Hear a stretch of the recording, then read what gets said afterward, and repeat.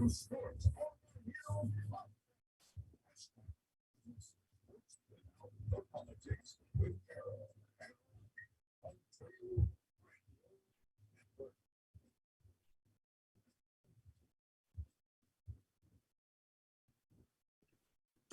right. It's Monday night.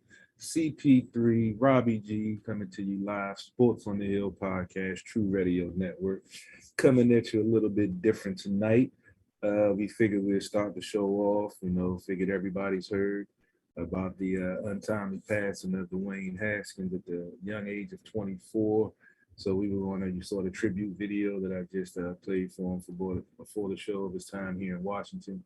And we're just going to do a quick reflection on his time and this whole crazy circumstance that hasn't been fully explained yet. And we're all wondering what's going on. But we're definitely going to touch base on that, get to some Capitals, some Nationals. We actually have a live look-in game with the Nats right now. They're at 5-1 on Atlanta.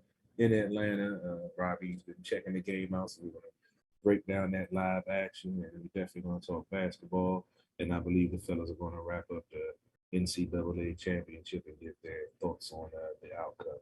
But before we get in all of that, I got to introduce my cohort in crime and buddy and co-host for the last 7 years and 6 seasons of Sports on the Hill podcast, Robbie G, coming to you live from the Man Cave. What's going on, good sir? I'm doing okay. It's been a crazy week for a lot of reasons. I had to have a procedure done on my eye, but I'm okay. The doctors cleared me to do the podcast. I don't have to be on IR this week. It's been tough, and we've had the ups of the Capitals, right? And we've had the downs of obviously this Dwayne Haskins, situation. It's a really a bummer. I mean, I hate that we have to start on this topic, but I think that we'll talk about it at the top, and then we'll get into some more lighthearted news. We'll talk a little bit of Capitals.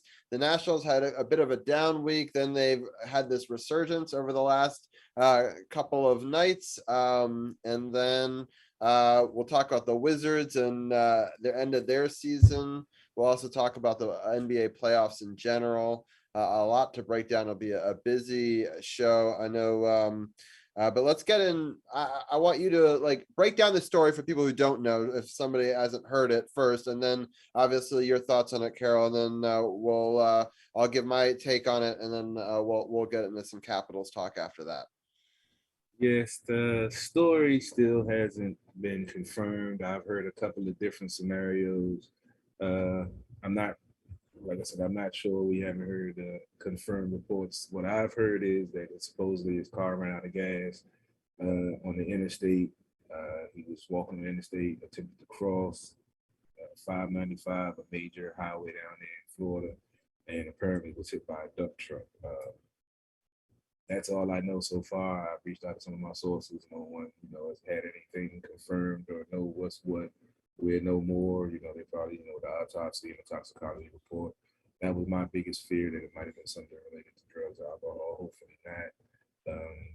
Said that his car ran out of gas, because when I saw where the accident had happened, I watched the news report and I couldn't understand why he could be on the interstate at all, because there was no car, on the side of the road or anything. So as of right now, I'm not going to speculate on anything.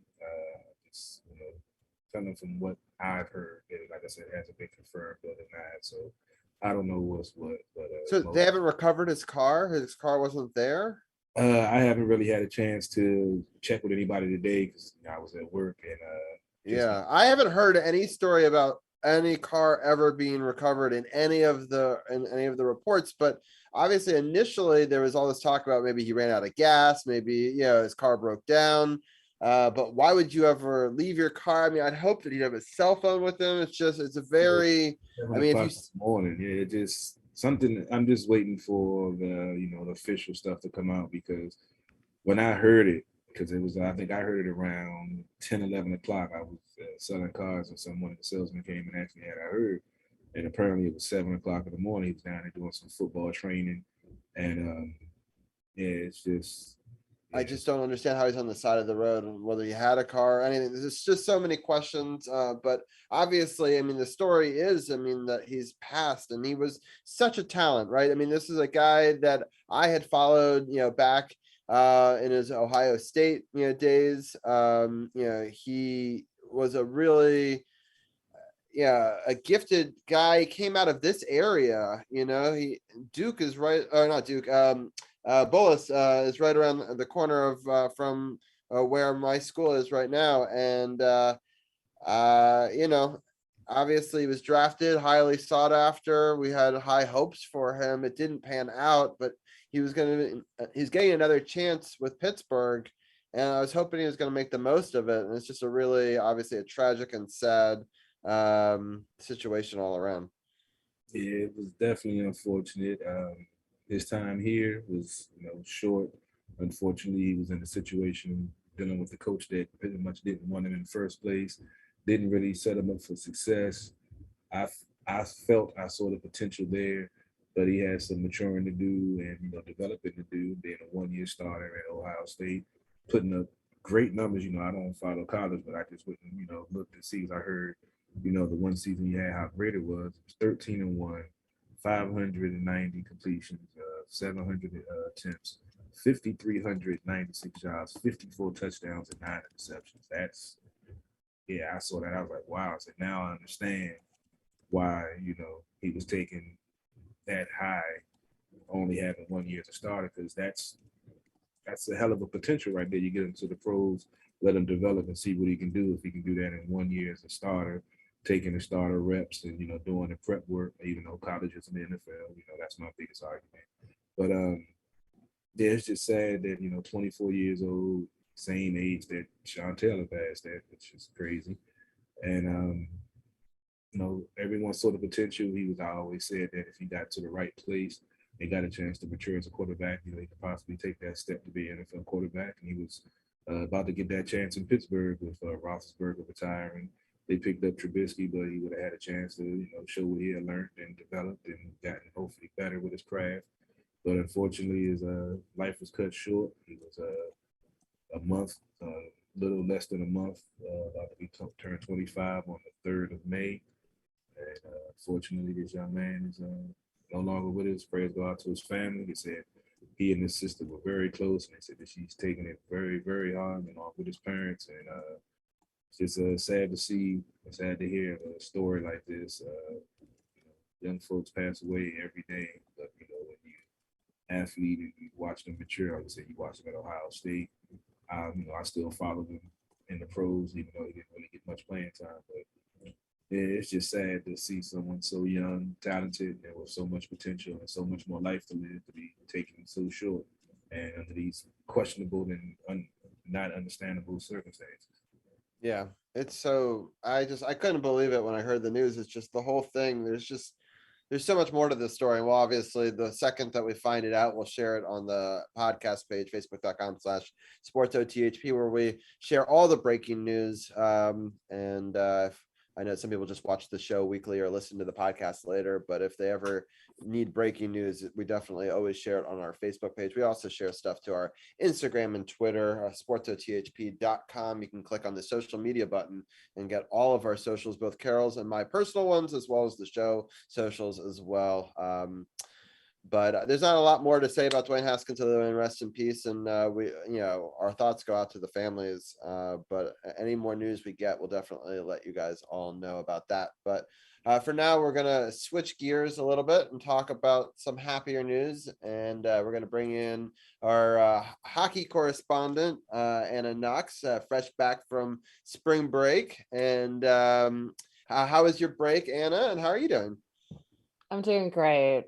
That was a hard segment to do.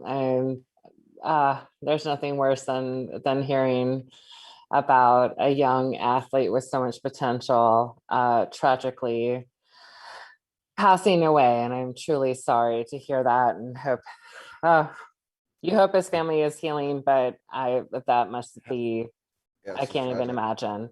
Yeah. How do you even switch gears? I know. I'm sorry that we have to start that way. It's just, that's podcasts. We talk about the good and the bad, right? It's I not. know. And then we get to switch to a perfect week for the Capitals, right? So like the Capitals did very well. I'll ask you real quickly. Did you have a good spring break before we get into Capitals talk? I did. Thank you. We had a staycation, which was fine because we wound up exploring places in this area that I didn't even know existed. So that's always fun. And slept, read a book, and just was able to enjoy the sun when it was out.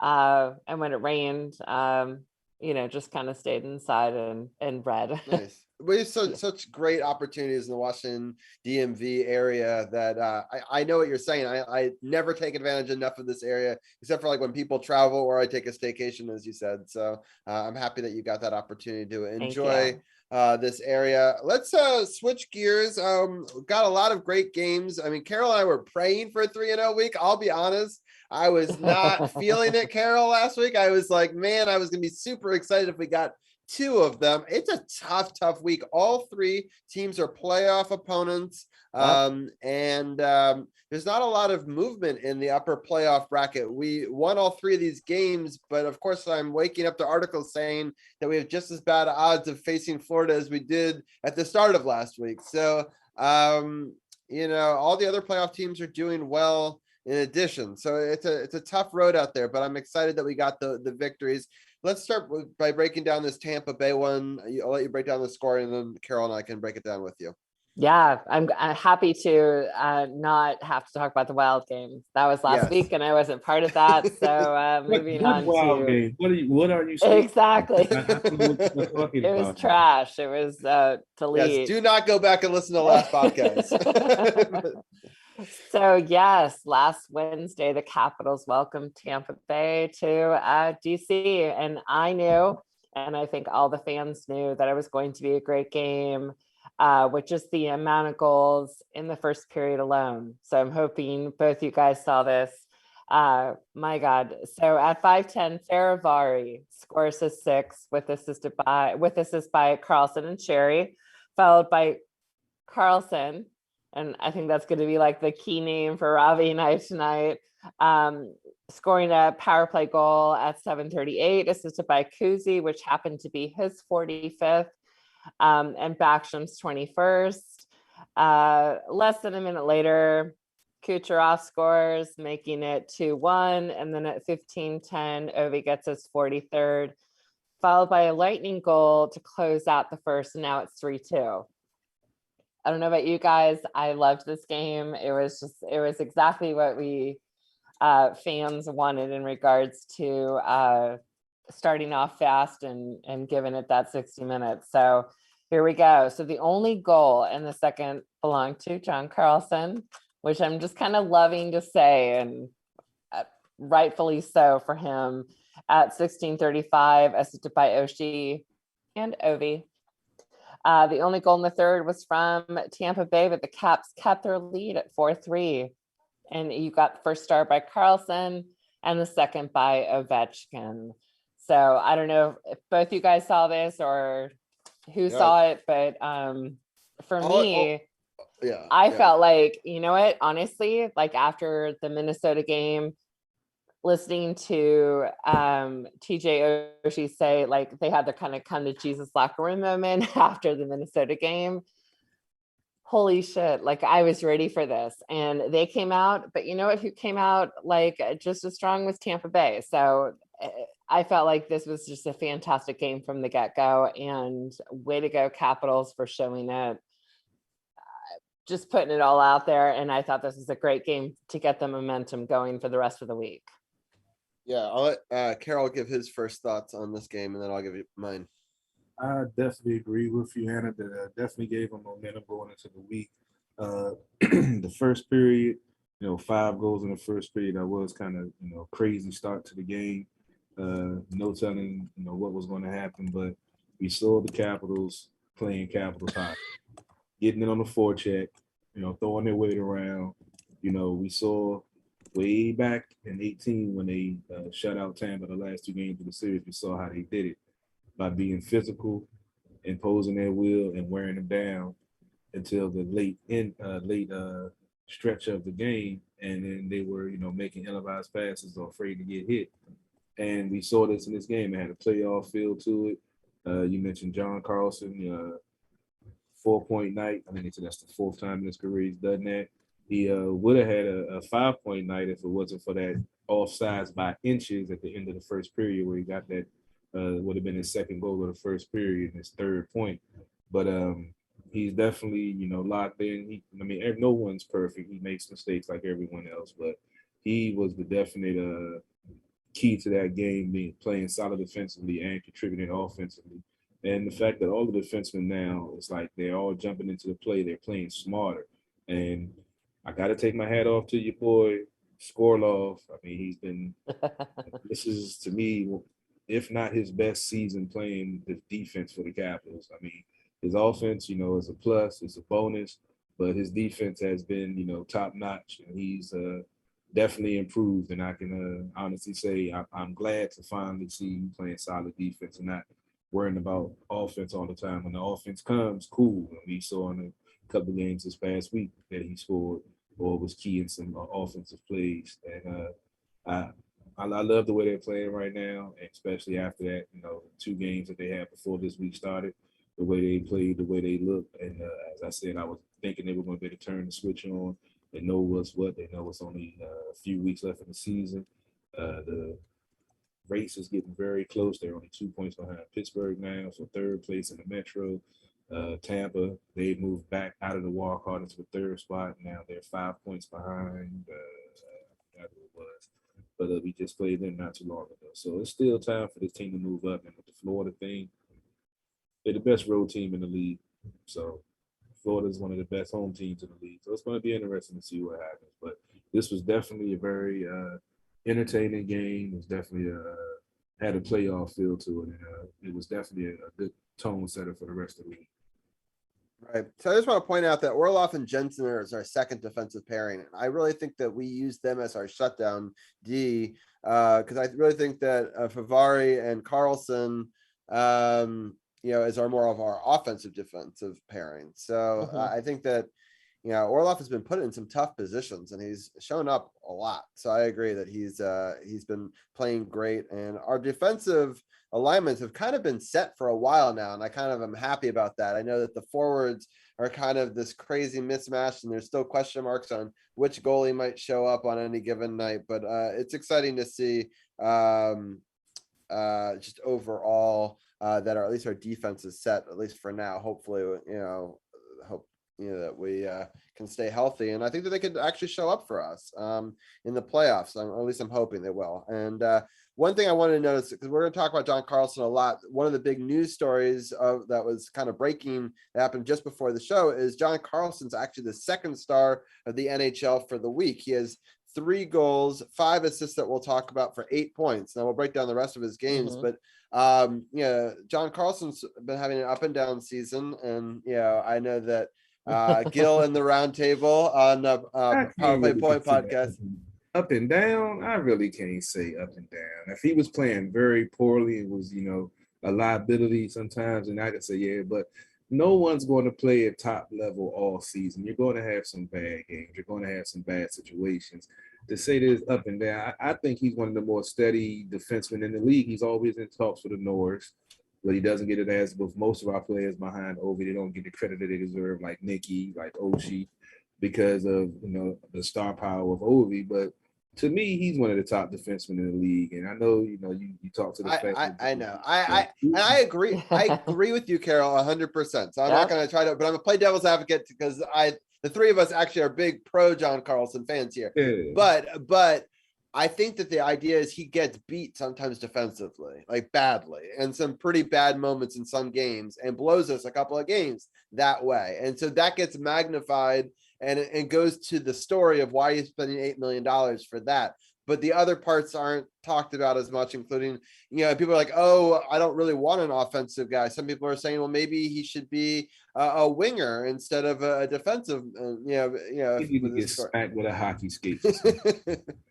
But I understand it's expensive, and I think that the argument is he's getting older, and are his best seasons behind him. But if he has weeks like this, then the question might not be. They might not have that, and I understand that it's very expensive to have a defensive player over the age of 30.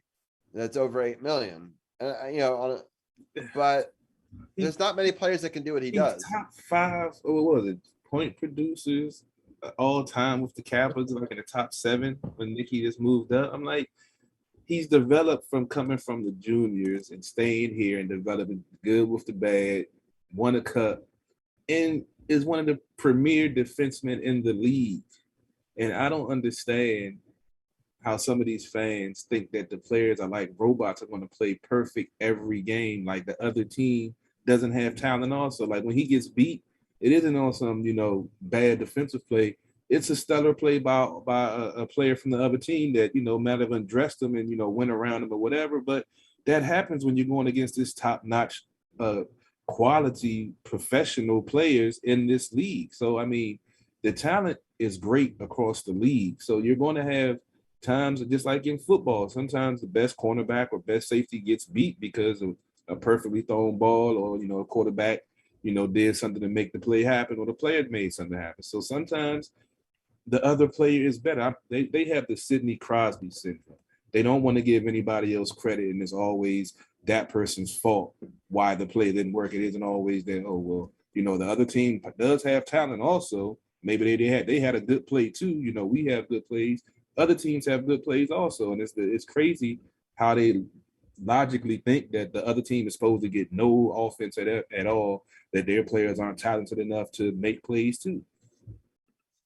Yeah, I'm with you. We can move on to the next game, but well, actually, I want to break down this game a little bit more than that too, because it's more than just John Carlson. Although he did have a phenomenal game, and I think was a huge reason why we won this game. But Ovi's, keeps on his pace. That's I'm hoping he can get to 90-50, 90 points, 50 goals. It's going to be close. I mean, my dream was 150, just because he would be the only player to do it 3 times in the last 20 years.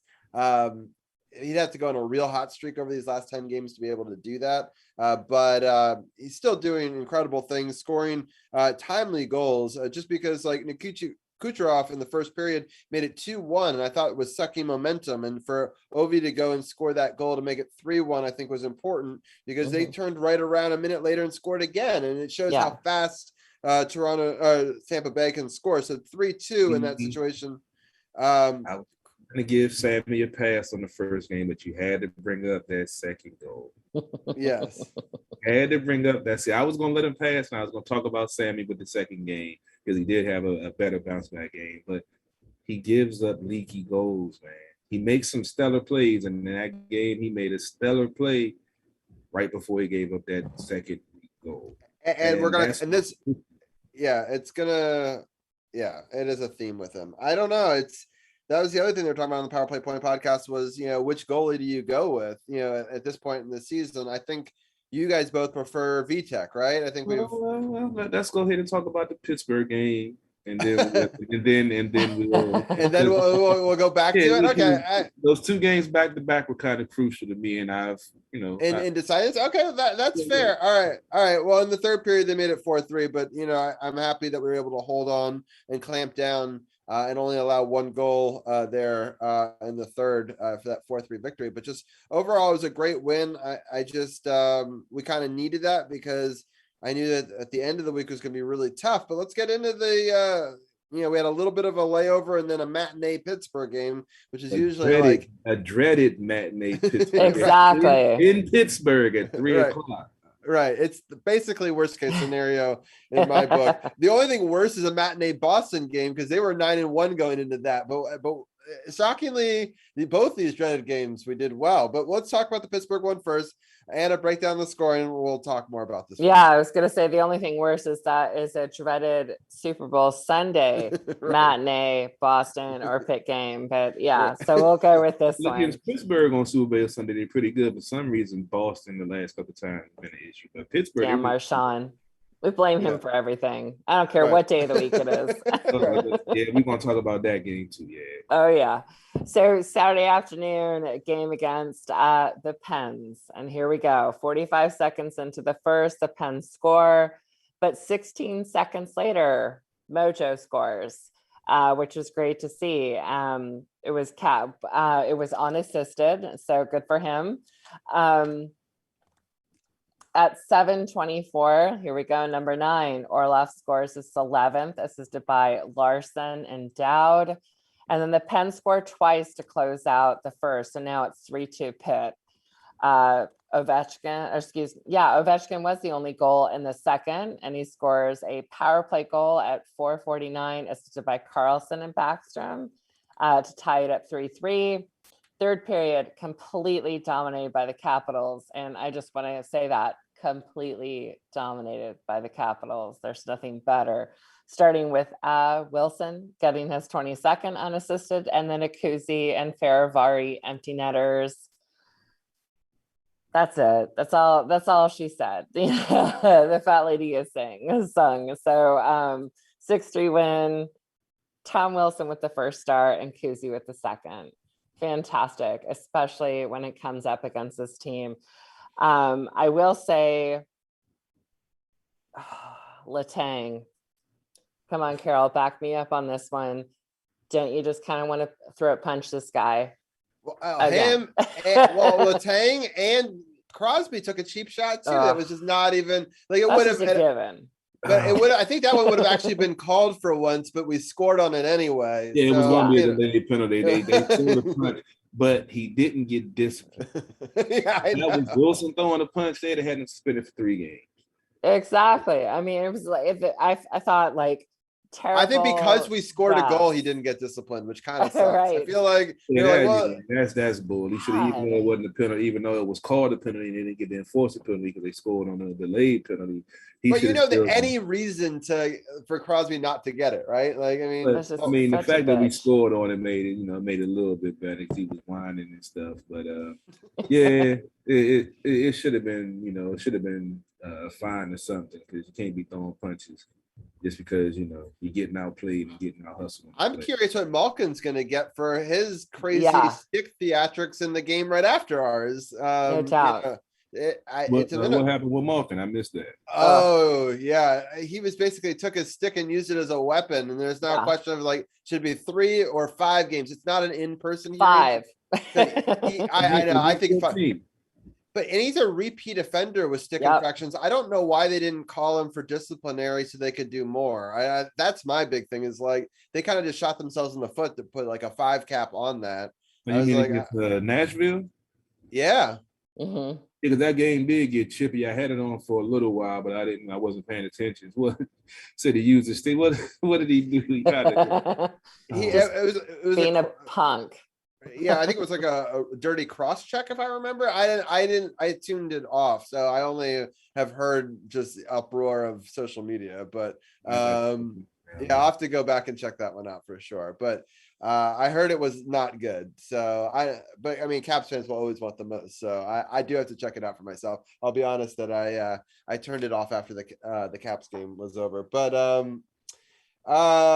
anyway, but I was super excited about this game. I mean, to go down 1-0 to start off that way, and then to score 2 quick goals. Johansson getting off the snide. I know last week I was talking about I think he needs to be on the 3rd line. I liked what Power Play said about him maybe being on the first line for these first couple of weeks just to get used to the system faster, and then he finally get deployed where he's supposed to be once people are healthy. Let's not do that again. Yeah, but you only have to do that at one point because you remember Mojo's coming back to the team, but it's a completely different system than the team that he was on before. Yes, it's the same player. Top line, it looked horrible. Yeah, well, I think that we've now realized that why don't you put Sherry up there? You could put Hathaway up there. There's other players that look better I don't on that even like top line. Cherry up there. Although it worked for us this week twice. I mean, it worked this week, but it didn't work before when they had Sherry on the top line. You know, I guess you got to pick your poison and pick which team you do it against. But having Ovi and Kuzi on the line, and then having not having a physical force, it throws off the whole balance because then the other opposing team with no Wilson or no Oshie out there, they can take liberties that they wouldn't be able to take. But they did. But Boston's now constructed differently, right? Now Boston's a faster team. They used to be a heavier team.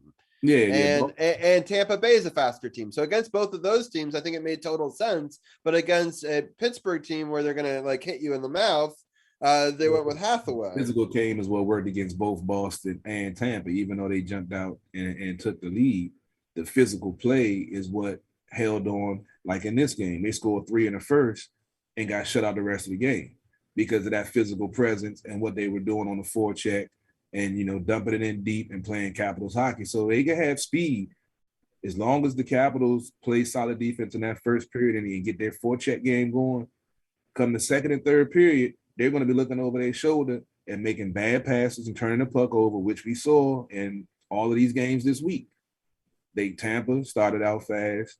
Pittsburgh started out fast. Boston started out fast. But at the end of the day, when they got to the third period, the whole complexion and momentum of the game had changed because the Capitals was imposing their will and hitting folks. And, you know, folks were looking over their shoulder, making bad passes, making quick passes. And the Caps were playing solid defense, staying in the passing lanes and playing tight and playing as a unit. So I don't care how fast you are. If the Capitals play their game, they can shut down any team late in the game because they're going to get tired of getting hit. They're going to get tired of getting in their clean hits. They're not dirty hits. And that's the difference. Because if it was dirty hits, then it'd be penalties all the time. Boom, boom, boom. But now we even got to talk about the PK for the Caps. They haven't even scored on since March 24th. Right.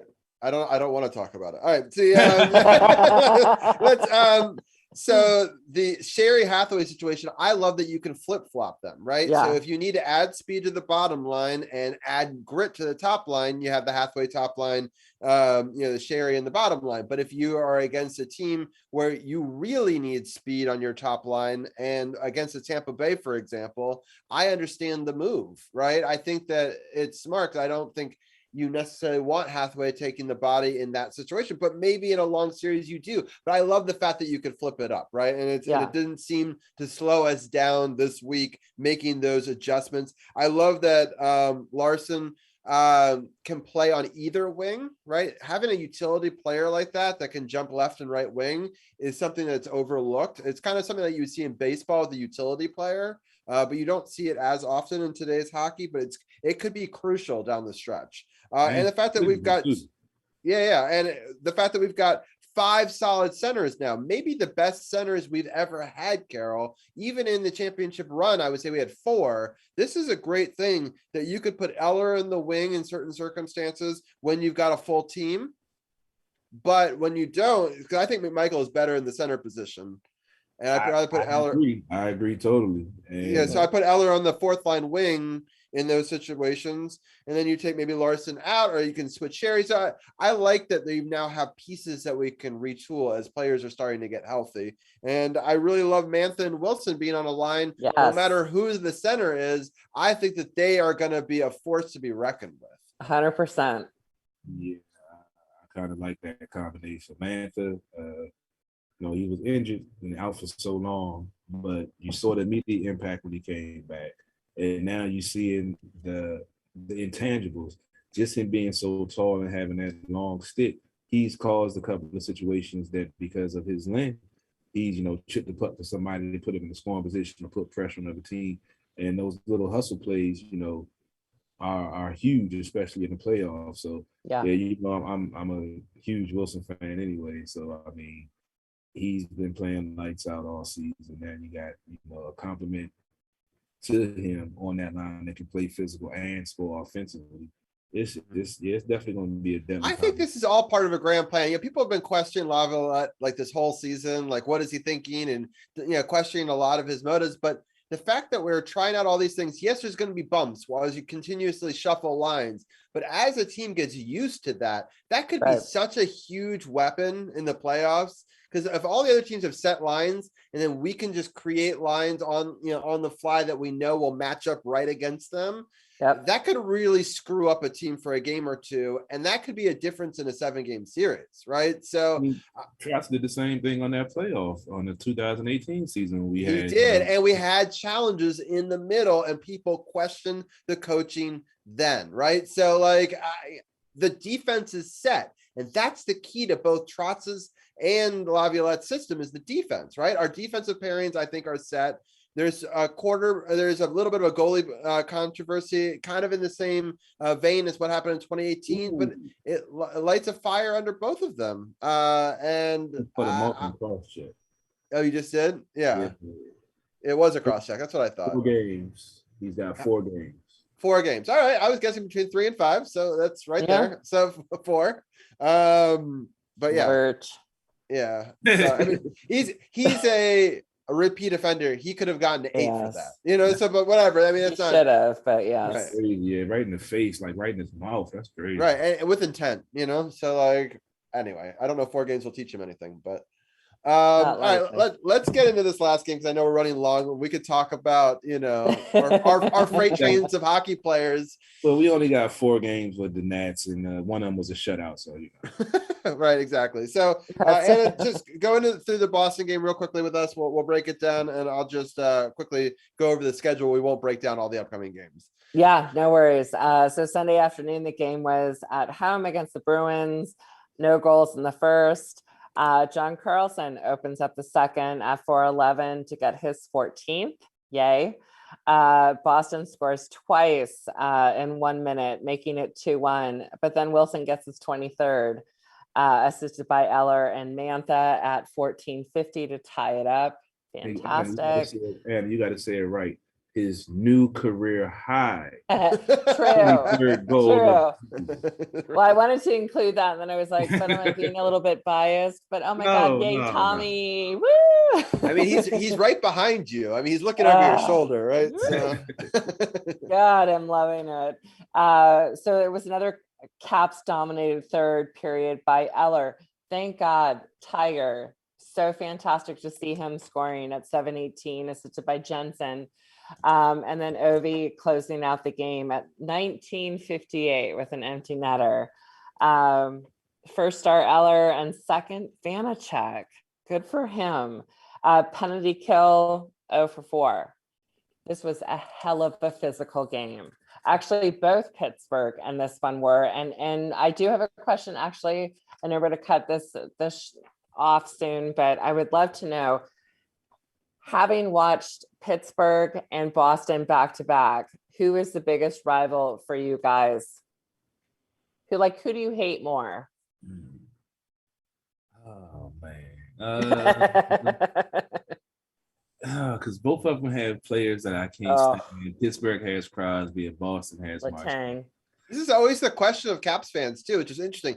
The natural answer for long-term Caps fans would be definitely Pittsburgh. Yeah, absolutely. Just because 9 times beating us in the playoffs, and that's painful. But I think more recent Caps fans actually probably hate Boston more, which I know Carly Sings, who's in chat here, who's a big Boston fan, will not like to hear that. But I've been a fan for too long. I've seen in person too many losses in the playoffs to Pittsburgh that Pittsburgh will always be number 1 for me. But Carol, I'll pass it still back to you. I see. I'm a little bit older than you, so I know a little bit about some more of the heartaches before you even born when I was watching hockey. Yeah. But Boston, with Marchand, for some reason, they get them. I guess with the Joel Ward situation years ago when he won and had the game-winning goal in the playoffs and the racial slurs came out, and then Marchand just the fact that Tom Wilson hasn't punched him through the ice yet. I think I just want to see somebody just knock his block off, and the fact that no one has been able to do it yet is frustrating. So to me, it's Boston because of the Marchand factor and Bergeron. He's so good, I hate him. And percentage against us. Oh my God. And don't they have Pasternak too? They didn't. He Yes. didn't play yesterday, which I'm thankful for because I think that actually is a big difference maker. But he's a brutal as well. So I mean, This And Charlie Bergeron is Coyle, lethal. McAvoy. I mean, yeah, there's a the whole. team is stacked. I mean, They're there's a getting reason they there. were 9-1 in matinee games, and they are number 2 over the last 2 months in wins. We're number 3, so we're doing well, but we're not gaining on Boston because they're the team right in front of us, and they're doing I just ain't really as well. worried about Boston. I mean, that's going to be a hell of a series if you play them, but I'm not really No, worried. no, we can't play them unless it's the Eastern Conference Finals. Yeah. That's why I say I'm not worried about playing Boston. If we play Right, them, right. I'm not worried about it. No, I wanted to jump over them in the standings so that way I would rather play Carolina than Florida. Oof. Oh yeah, I mean that's we just match up better against Carolina than Florida. Yeah, I said the same thing, but when I looked at the head-to-head matchup with because I was looking at the playoff scenarios, there's no way we lost 2 out of 3. But 2 of them were in Florida, and one of them was a crazy comeback that the Capitals defense they're playing now. I don't feel will let happen. They had a 3-goal lead and gave up 4 goals in 2 periods. I know. I remember. So excuse me. We covered it live. Exactly. So, I'm not with the Capitals. We didn't really speak on it, but the Capitals are the best road team in the NHL. 28, 15, and 1. Yeah, it's crazy disparity of how much better they are on the road than at home. That's what frustrates me is like. I mean, but they're still above 500 at home. I mean, if they were under 500, then I would be concerned. But I thought they were, so I'm happy to hear that they're not. So. Yeah, I think I think was it 17, like it's 18, 15. Yeah, it's close to 500. But I mean, usually, historically, our bread and butter was home, right? Yeah. But that's why I don't mind being in that wild card spot because we're going to be on the road. When they won the championship, they clinched every round. I wouldn't mind being on the road against Carolina. I'd rather that versus Florida. If I'm going to be like picking a place, I get what you're saying, but like the way they're playing right now, I wouldn't care if they went to Florida. If they play like this and lock things in the rest of the season and one of the goalies, we haven't really touched on that. We're going to go long in this hockey section. I think I like you said we're going to, as if we're not already 10 minutes long. Very, very abbreviated tonight. We're just going to do the scores and talk about the good things that happened, and then we'll talk about Tim going to the game and stuff. Yeah, we'll bring up Tim, and he can talk about the game, and then we'll get to it. This how I mean, it's playoff time, almost playoff time. We got. I know. Real quickly. My thoughts on the Boston game, since we haven't even gotten to that yet, but I love Tom Wilson, his play. That's all you have to say. 2-1, just to be able to come back there. I think that was such a crucial goal. I mean, his goal in the Pittsburgh game was crucial. I mean, his timing on these goals. But this one's even more important. Yeah. Lars Eller had a hell of a game, right? So, like, the assist on the Tom Wilson one, I mean, without the play by Lars Eller, Tom Wilson doesn't score that, that thing. And then Lars Eller scores himself off of a crazy deflection of a defender on another great quote unquote. It was a pass. I'm pretty sure it was a pass that got deflected by their guy and in. So it made it 3-2. And then Ovi, I'm so happy he put it in. I know a lot of people are like, oh, empty net, blah, blah, blah, cry. People don't know this, but Wayne Gretzky has more empty net goals than Alexander Ovechkin does. So if people want to say you got to take that out of the equation, then they don't know their hockey history. But you take whatever goals you can get. Exactly. I really want him to hit 50, so I'll take whatever I can get. But those are some of my fast thoughts on this game. But I do want to just mention the upcoming schedule and get your guys' quick take on it before we switch to baseball. We're playing the Flyers Tuesday, April 12th, aka tomorrow at 7 p.m. That's a home game for the Capitals. That's such a trap game in my book, but hopefully we can continue. The Thursday, April 14th, we're at Toronto. Toronto's been playing amazing lately. And that's a 7:00 game. They have the number 1 star of the week. If people, I know we talked about the number 2 star. I think Matthews had 11 points last week in 4 games. So it's at Toronto, 7:00, and then we're playing at Montreal. So it's a Canadian trip, 7:00, and then at Colorado, it's a 9:00 start, Monday, April 18th. So the two of you guys, I'm away on vacation next week, so we're flip flopping, Anna, and so you guys will be able to break down a live game against one of the best teams in Holy hockey. crap. The best team in hockey. They got Yeah. 100. Yeah. They have 108. Like, how do you so- have 15, 4, and 6? Like, holy crap. Yeah, so Colorado. So that'll be a fun game to talk about live while breaking down these 3 games. But your Carol, quick take on Philly, Toronto, Montreal, and then you guys can talk about the Colorado game live. Yeah, Philly, they're pretty much done. You know, they're just playing out the rest of the season. That should be a good tune-up game for the next 2, with Toronto and Montreal being playoff teams. Toronto clinched. Austin Matthews look like he won't win the Rocket Richard. He might be able to get 60 this year the way he's been playing. Montreal, they've been playing some solid hockey. Going there, it's always, tough on the road. These Canadian teams play faster on home ice than they do on opponent ice. So it's like I said, it comes down to the Capitals, playing Capitals hockey, imposing their will, forecheck, defense for 200 feet of the ice, 60 minutes of Capitals hockey.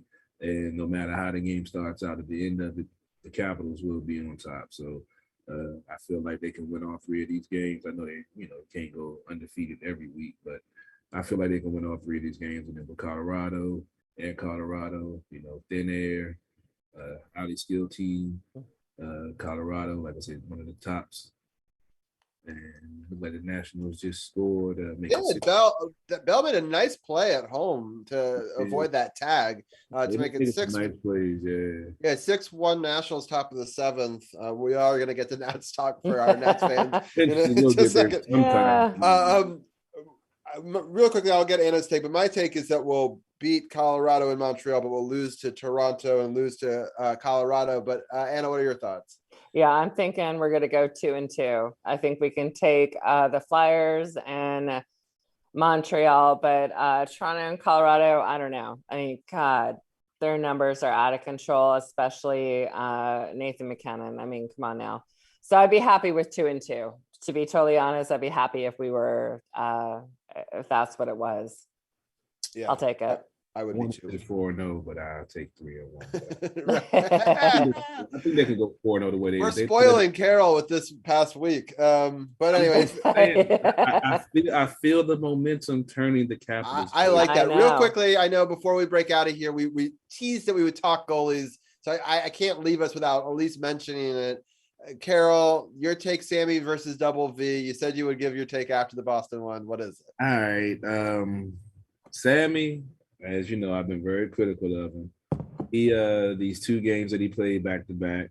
That he played this week, not back to back. The Tampa Bay game, I felt like he gave up some leaky goals, made a hell of a save to prevent a goal. And then the game against Pittsburgh, like I said, he gave up 3 in the first. Pittsburgh was putting on the push at the end of the first. It's something to give up those 3 goals in like a 3-minute span. But he shut them out for the rest of the game, and the Capitals defense played well in front of him, and he made some good plays in front of a very talented team. Double V yesterday, after coming off of 4 subpar starts, looked like the Double V that I had confidence in. So I was leaning toward more Double V going into the playoffs, but the fact that they gave Sammy the back-to-backs with this 4-game stretch coming up, if they give them 2-2 and we get to see both of them equally, then I can give, I feel like a better synopsis. But right now, with the 4 games that Double V had before this one game and the combination of games that Sammy's had, even though he's given up some questionable goals, he's made some great plays. I'm not going to say I'm 50-50. I say I'm 60-40 Double V, but I wouldn't be mad if Sammy would get the goal. Right. So you don't blame coach for not making a call yet on this with 10 games left. Not with the way Sammy played the last 2 games. Now, if he would have been erratic and we'd have lost one of those games because of a leaky goal, then I would still be fully on the Double V train. But with those 2 games that he played this week against quality opponents in a pressure situation, knowing we needed to win, he did what he had to do to get the win, and that's what it comes down to in the playoffs. You might give up, 3 goals in the first period, but you got to wipe it clean. And shut them out for the rest and let your team find a way to fight back and win. And that's what he did. And I got to give him a little bit more leash before I go straight to double V right now with that performance against Tampa Bay and against Pittsburgh. I gotta step back, man, and see what else is he going to do, if he's going to improve and lock it down like he did in those 2 games, or if he's going to be giving up leaky goals and inconsistent and can't really trust him to make that timely save.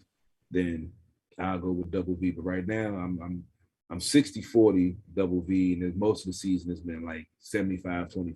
So yeah, so he's creeping up. So I'll give my take real fast, and then I'll get Anna's before we let her go. But I've always been a double V fan. He's always been my favorite of the 2. But I definitely think Sammy has a higher ceiling, which is what's frustrating. I think Sammy has got the potential to have some really incredible acrobatic saves, but I don't think his fundamentals are as good as double V's. So I think on average, double V is going to give you a solid performance where he's not doing too many crazy things, which I think could be a successful playoff thing. But is he going to make the save like you saw Holtby make, right? You've seen Sammy this week make a very similar save. He can make those game-stealing saves, but can he just be calm, cool, and collected and not... I love what you're saying, that he came back and shut him out the rest of the game, and that's what you have to have, that mentality. But like, don't let 2 leaky goals in, maybe 1, right? I don't know. Like, I feel like letting in 3 goals at some points would be too much in the playoffs. So like, I just feel like he's really unlucky at times. Some of these goals, I'm just shocked that even make it through the post. I feel like he's strong to the post and they find a way to squirt in or bounce through his pads and in. And I feel for the guy, right? Because I just the prime example was that goal. I think it was against Boston, where he squared up against the post and it looked like he had it. And I don't know how it fell in, but I think he might have caught it in between like his elbow and it just creeped in behind. I was like, yeah, that's just bad luck right there. Yeah, exactly. But it's funny because there's so much debates across Caps fandom. We got to pick one. I'm a huge double V. I'm a double V hater. I'm a Sammy fan. I'm a Sammy hater. It's all over the place. I don't know. I see it though. I'm not lying. Anna, you're in Caps groups too. You've seen people not like double V. Yeah. So, yeah, the whole thing makes no sense to me. I think the competition is good.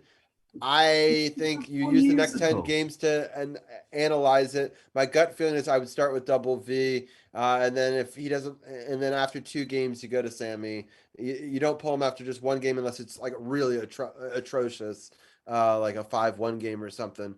But rabid. We just won a championship 4 years ago. How are they so rabid still? I don't know. But Anna, your quick thoughts on the goalies before we let you go, as we have now kept you 20 extra minutes. It's fine. The beauty sleep, it's all good. So for me, I've always been that double V fan and supporter, feeling the same way as Carol. I kind of feel I had a little shift, I would say 70-30 double V over Sammy. I think that Sammy is starting to do exactly what the fans needed and what the team needed. I think as fans had hoped to see it earlier. And unfortunately he had COVID and then twice and then all these issues, and he kind of has to redeem himself. I feel like VTech has given, he's played well.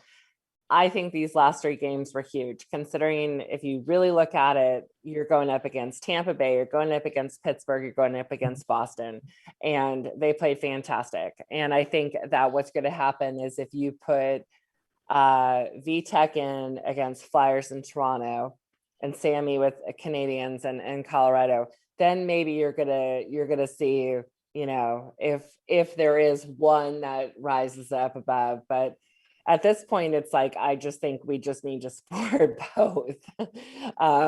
Because there are some 6 days. And do you like the idea of playing both equally and not naming a starter? Yeah. Yes. I think there's a sense of we can keep it a secret who our guy is going in the playoffs. It's gonna be really hard for the other team to get a read on who absolutely we're gonna have. And I think that could be, even if we could steal the first game on the road that way, that could be crucial.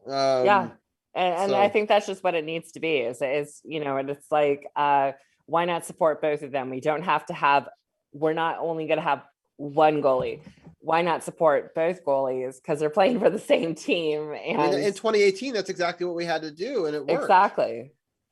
With Grubauer and Holtby. And, you know, it's like, come on. So I think at this point, it's like, you just kind of have to get on both. Do you favor one over the other? Yeah, I happen to favor VTech over Sammy. There's just something about VTech, I think a calmness, and I've said it before, kind of a Holtby Zen vibe for some reason when he's on the ice. But at this point, why are fans complaining when both goalies are playing for the same team? It's like, okay, come on, like just get on board. And especially if you watched, I think Sammy just stepped it up incredibly over these last couple of games. There were some 6 saves. I mean, looking at the records, it's crazy. How can you even have an argument? I mean, Sammy's 21-9-4 and VTech is 18-11-5. Yeah, exactly. But there is something like people are truly looking at it like in that personality sense. People are not looking at wins; they're looking at save percentage. Yeah. I mean, but his COVID and I mean, it's poor all choices. about who gets hot. Who gets hot at the right? Well, people are thinking save percentage, and you know, will be more indicative of who's going to get hot down the road, which I don't necessarily think it will. Yeah, but go back to 18. They were majority Holtby fans. You had the ones who didn't like Holtby, who was glad that Grubauer was going in. And then when he got pulled in the second period and Holtby went in and got locked in, they was all quiet after that. Of course. So that's all that's all we gotta wait to see who gets locked in, ready for the playoffs. And then once that happens, all the noise is going to hush. I think you give Sammy Philly, the Philly game. I give VTech the Toronto game on Thursday. And then whoever plays better, you know, if one wins and one loses, you give the winner the Colorado game and whoever lost the Montreal game.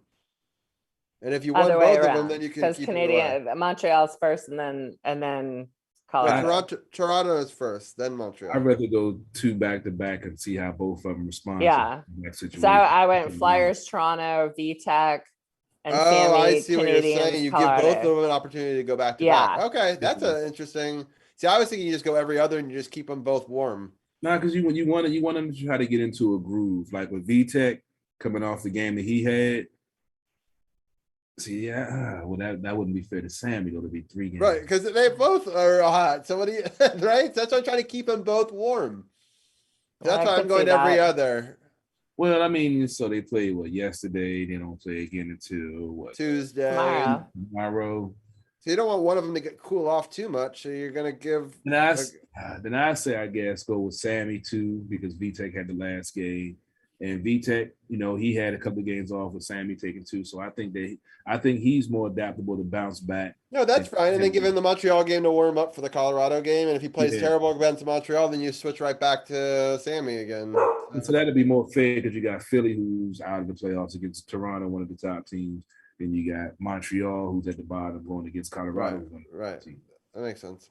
All right, we'll see what they do. It will be a mystery, and you guys will have to solve it next week without me. So I will be watching live from Texas. I just probably won't be on the show, but I am excited. I'll definitely have you guys on and the game because that's what's great about ESPN Plus is I can watch it anywhere. So I'll take it. So all right, well, Anna, Power Play Point podcast. Phenomenal this week. I know you got to be on the beginning. Grant was great. And was it Cheryl? Cheryl Ann. Yeah. She was great. Obviously, Gil is great. Definitely check it out. Go to sportsothp.com, click the podcast partners button, and then get the Power Play Point podcast from there. You could also check out all Anna's socials now as part of the Team Sports OTHP on our website. You have a whole bio from Anna on there, including all of her social media links and the podcast links as well. So go check her out there. Anna, thank you for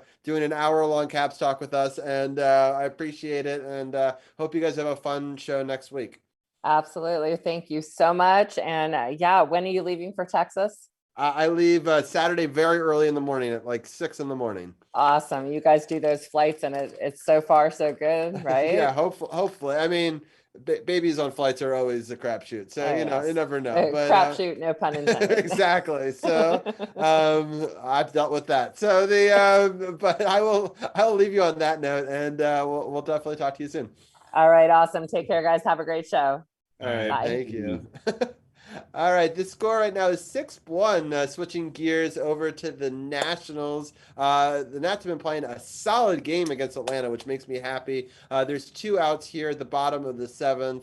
We're in Atlanta, so the Braves are up to bat here in the bottom of the 7th. We're going to bring in Brian Brennan, and we've got Tim Clark here. They're both in there. I'm going to switch the logo and let you guys talk about the first 3 games while I go grab a drink. But then I will come in and talk about yesterday's game with you and this live game when you guys are done talking about that. And then we can preview the week ahead. And then we'll let Carol get out of here after that. And then we'll talk a little basketball. What's going on, fellas? I see y'all that jumped on a little early. Had to switch my feed up real quick. How y'all doing tonight, man? You know, I got my baseball expert, Brian B. I see in the man cave.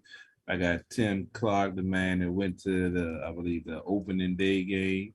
So the second game. Second game, okay. Oh, yeah, Yep. well, max pitch, that's right. So, yeah, we'll get your take on that experience of seeing Mad Max in the New York Mets uniform. I don't even want to talk about that. Yeah, But, me too. Yeah, the Nats started out 1-3, with 1-3 against the Mets. We mentioned, Robbie mentioned a little while ago. This the bottom of the 7th. They're up 6-1, 2 outs, no man on, going against Atlanta in Atlanta. So they're looking to win 2 in a row because they ended up the 4-game series against the Mets, winning the last game, which was yesterday. Let's go ahead and jump into the week that was. Like I said, we ran a little long on hockey, so I'm gonna jump right into it. I get more commentary next week on the Nats, even though some folks have already wrote them off after the first week.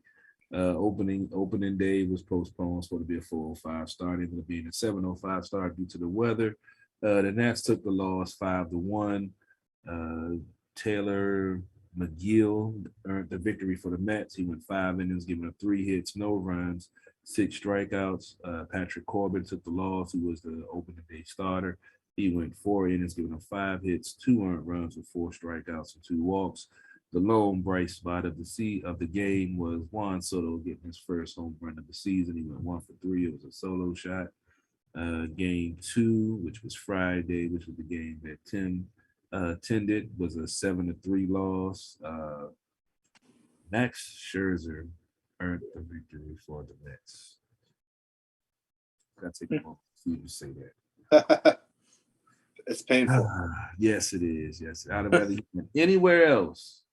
He could have even went to the damn Phillies, and I wouldn't have felt as bad as But he went 6 innings, giving up 3 hits, 3 earned runs with 6 strikeouts and a walk. Josiah Gray took the loss for the Nats. He went 4 innings, gave up 8 hits, 4 earned runs with 5 strikeouts and 2 walks. Josh Bell hit a 2-run home run off of Mad Max to tie the game at one point at 3-3. But unfortunately, the Nats weren't able to prevail, lost the game 7-3.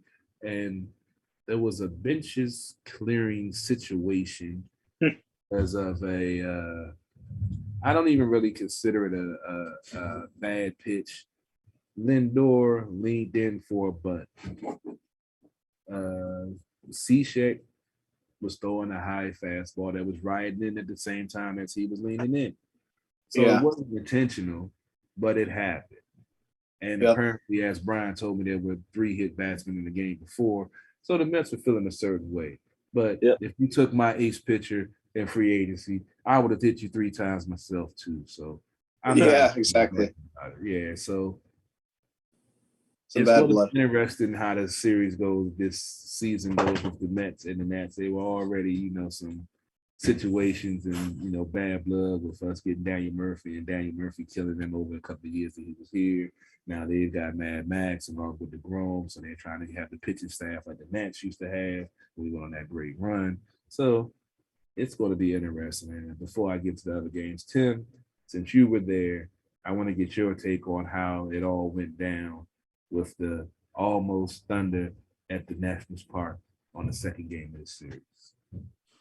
Well, I'll start pregame because Scherzer warmed up in the outfield, and when he started pitching in the first inning, he got a really great ovation, and that was great to see just because he is one of the Nationals' best players ever. So, he helped them win, and there were no boos at all, even though he went to a rival team. Also, the Mets had a lot of fans, maybe even almost half. So they also cheered for him, but it did suck to see some Mets Scherzer jerseys there too. It's kind of weird. It wasn't his best game, to be honest. He gave up a few runs. He gave up a home run to Josh Bell. It's not his special outing that we saw so many times in DC, but definitely good enough to win. And Josiah Gray was mediocre. He has promise, but he didn't look great in this game after the first go around through the batting lineup for the Mets. And then the bullpen was just shaky overall. And I agree. I definitely think that hit batter was not intentional because it's such an odd time to go after somebody. I mean, it would make sense to hit Lindor, but I don't think in that situation. And probably nobody on base makes more sense.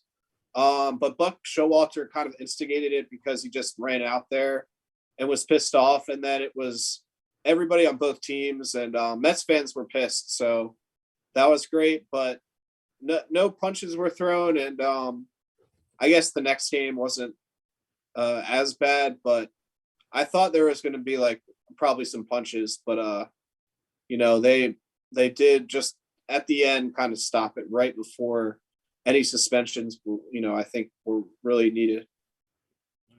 Honestly, for his choice of hair color and dyeing his hair that color, he should. Yeah. What are your take on this situation, Brian? We were talking about it as it was happening. You were filling me in because it was on ESPN Plus, and I couldn't see it. Thank God I didn't want to see Max in a Mets jersey, even though you did send me a picture of it. I deleted it as soon as you sent it. But what was your take of that situation? Did you think it was intentional, or do you think that Mets? We did say, you told me they had 3 hit batsmen in the game before, so I could understand, saying something, but clearing the benches, and your boy Buck Showalter, ex-Yankee manager, always dramatic, going from the Yankees to the Orioles, like, no, that's already a problem there. What was your take on this situation? Yeah, I agree. I don't think it was intentional. But the Nationals did end up hitting 5 Mets during the series in total, the 4 in 2 games, which is, personally, I really don't think it was intentional, but that just goes to show that these national pitchers really have to get under control. Like you cannot one of the night before this game, they hit Pete Alonso in the face, then they hit Lindor in the face in this game. Like somebody's going to get hurt out there unless they can get under control. And I understand why Buck Showalter was pissed. I mean, if your team's getting hit that much, I would be pretty upset too. But no, I don't think it was intentional. I thought maybe the benches clearing was a little over the top, honestly. Like I didn't really think there was a need for that. I thought the Mets kind of overreacted at first. I get the frustration, but I really just don't think there's any need to have a whole thing like that. And like it's a lot. Yeah, it just seemed, and Buck used some Jedi mind tricks or something to get Cishek ejected out of that game because they were not going to eject him. And then Buck said something to the umpires, and he was like, all of a sudden he was out of the game. And it was very surprising. Like you don't normally see a manager convince the umpires to eject someone like that, but I don't know. Like I said, Jedi mind tricks or something from Buck in this case. But I don't think it was intentional. It was I was definitely very spicy. Like you do not see that, especially so early in the season. Second game of the season, they're already yelling at each other, shoving each other, and almost throwing punches, like Tim said. But I can't say it was intentional from the Nats. They got to get under control because they can't be throwing at guys like this. I'm just saying, we had a prolonged contract situation, had a shortened spring training. You got pitchers, second game of the season, they don't have they stuff. They don't have their mechanics. They're not in, mid-season form. So they're going to be, I'm not excusing, the 4 to 5 hit bats, but it happens. Yeah. To that extent, you got to take that into account. These are new, guys that's, coming out of the second game of the season. They don't have their mechanics in line. Things happen, especially with that, the one that sparked it off with Lindor. He leaning in for a bunt. The high fastball was coming in. And also, I'd like to point out that 2 of the first people to check on Lindor were Juan Soto and another national. So, makes sense. Yeah, exactly. Why would they? If it was intentional, then why would the Nationals be the first ones to check on Lindor? So I don't know. But I would also like to comment on Scherzer coming back. It's great that he got that ovation from the Nationals fans. Obviously, he deserves it for all the great years in DC and winning the World Series in 2019. But yeah, I wish more people got a chance to see this game. Unfortunately, it was only on Apple TV Plus, which is kind of ridiculous. But yeah, and the broadcast sucked. But that's a whole other story. But it was nice to see Scherzer return to DC, even if the crowd was mostly Mets fans, like Tim said. I'm glad he got that ovation. He deserves it. And I'm sure a lot of people in DC will always be Max Scherzer's fans, no matter what team he plays for. No doubt. And as you talking about Max, Josh Bell just got an RBI single, making the game 7-1. I'm not sure what Hernandez is, but he's very fast, scored from second base. And the Nats were up 7-1, top of the 8th, 2-man on, 1-man out. And I'll get into this third game of the Mets series very quickly because it was a 5-0 shutout loss. Chris Bassett earned the victory for the Mets. He went 6 innings, giving 3 hits, no earned runs, 8 strikeouts, 1 walk. It's spelled Joan like Joan, but he's Spanish, so I guess it's Joan. Adon took the loss for the Nats. He went 4 1/3, giving up 4 hits, 4 earned runs, 3 strikeouts, and 4 walks. Now, actually, he came in this game to relieve the starter, so I guess he's kind of like Pablo Espino, who can come out the bullpen or start. There was a grand slam by Pete Alonso. The Mets, which blew the game over, made it 4-0, and they finished the game 5-0. And the last game of the series was the Nats were able to salvage and not get swept at home to open the series. They won the game 4-2. Cal Finnegan earned the victory. He went an inning, giving no hits, no runs, with 1 strikeout and no walks. Trevor Williams took the loss for the Mets. He went an inning, giving up 2 hits, 2 runs, neither one of those earned, with no strikeouts and no walks. And Tanner Rainey earned his first save of the season for 1 inning, giving up 1 hit, no runs, no strikeouts, and no walks. Nelson Cruz hit his 450th career home run. And he also had 2 RBI single in the bottom of the 8th, which propelled the Nats to get the victory. They were down 2-0 late in the game and got the solo home run by him, and then got the 2-run RBI single to take the lead and prolong the lead for the Nats to earn their first victory of the season and end the series 1-3 against the Mets, and having a good bounce back game against Atlanta right now. And now bases loaded, 1 out, top of the 7th. Ruiz, the catcher, just got a nice single to fill the bases. On this first series against the Mets, we talked about, for some reason they are already angry after 2 games. They were able to win 1 out of 4. Ended up facing Mad Max, didn't have to face DeGrom. Pretty much from what I saw, the Nats are still trying to find their way with some of the young pieces they have. They have a good, middle of the lineup. Nelson Cruz and the DH is definitely going to be a key factor. I can't believe I just said that for the Nationals. But, yeah, it's going to be I think it's going to be an interesting season, but, start out 1-3, looking to rebound tonight, I wouldn't expect them to go 4-0, but I don't like going 1-3, but at least they didn't go 0-4. Tim, what was your take on this series, and looking forward to Carol, real quickly, before we get Tim's take, did you talk about the Josh Bell single? that scored the run? Yeah, I just mentioned, they just made it 7-1. Yeah, I just gave a quick Yeah, one. and the bases are loaded. So okay, Yeah. that's perfect. All right, sorry, I just got back. But Tim, yeah, what are No your thoughts problem. on? Yeah, Oh. just I think the Mets are a team that's going to be a force this year.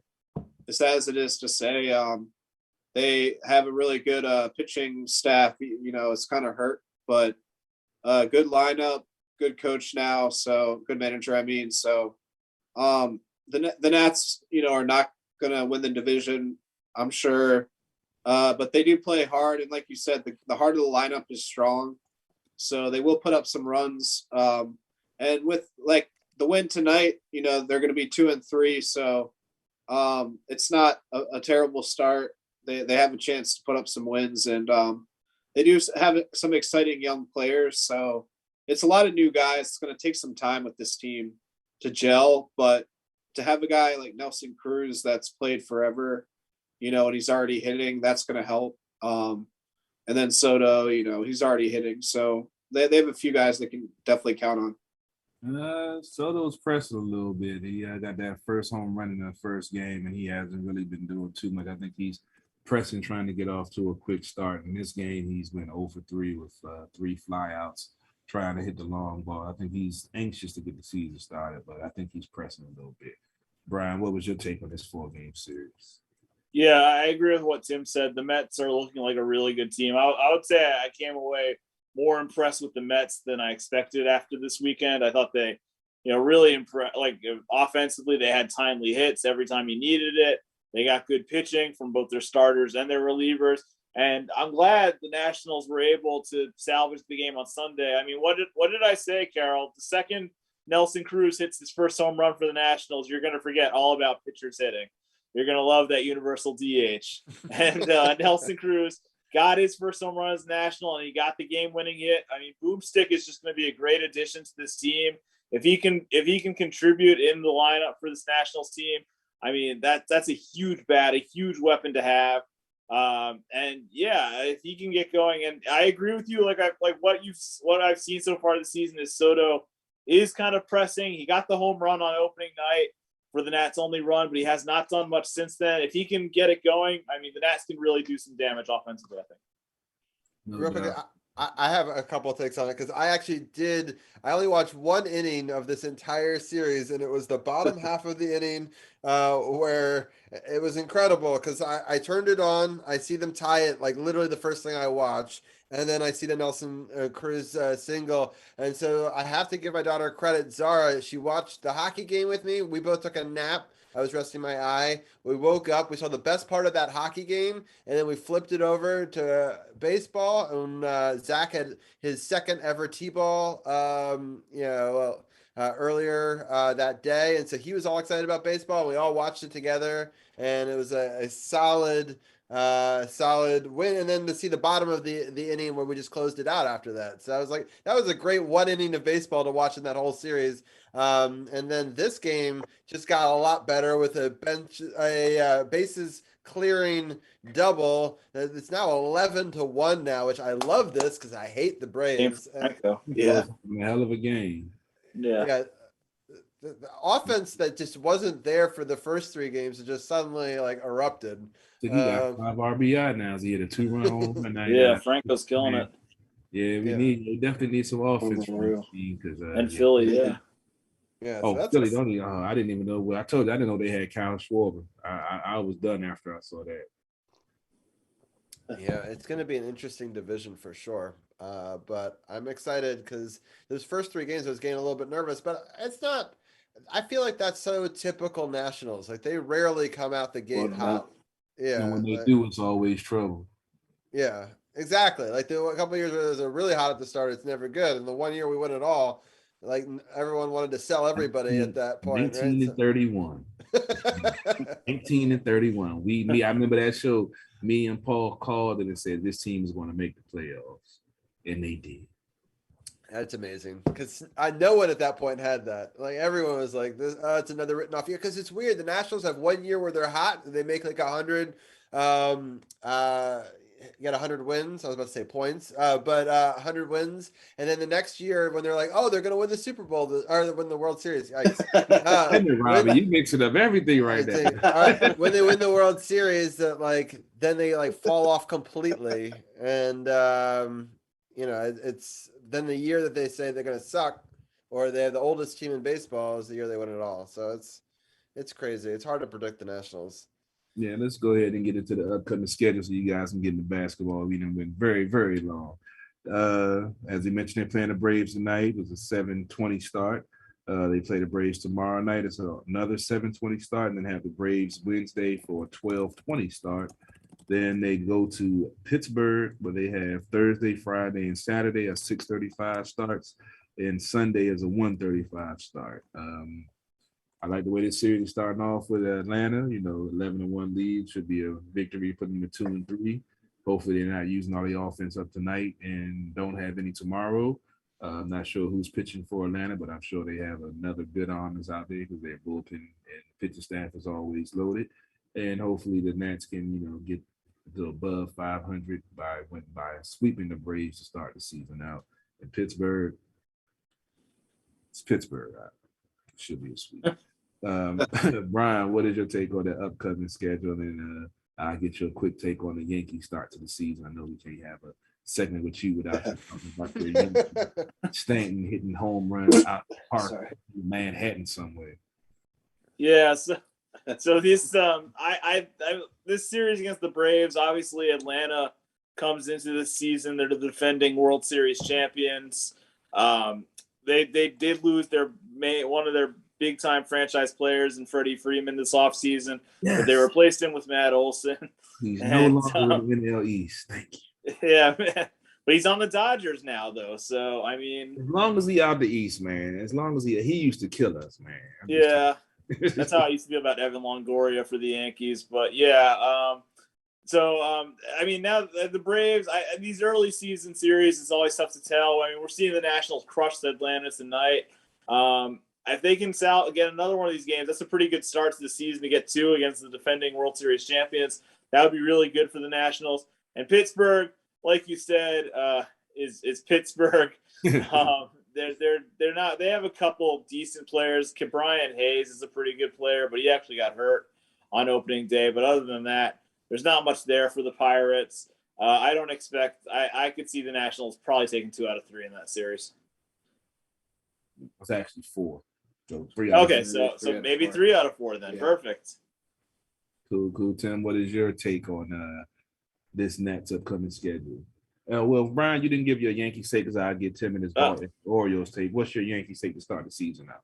Okay, so Yankees took 2 out of 3 from the Red Sox this weekend.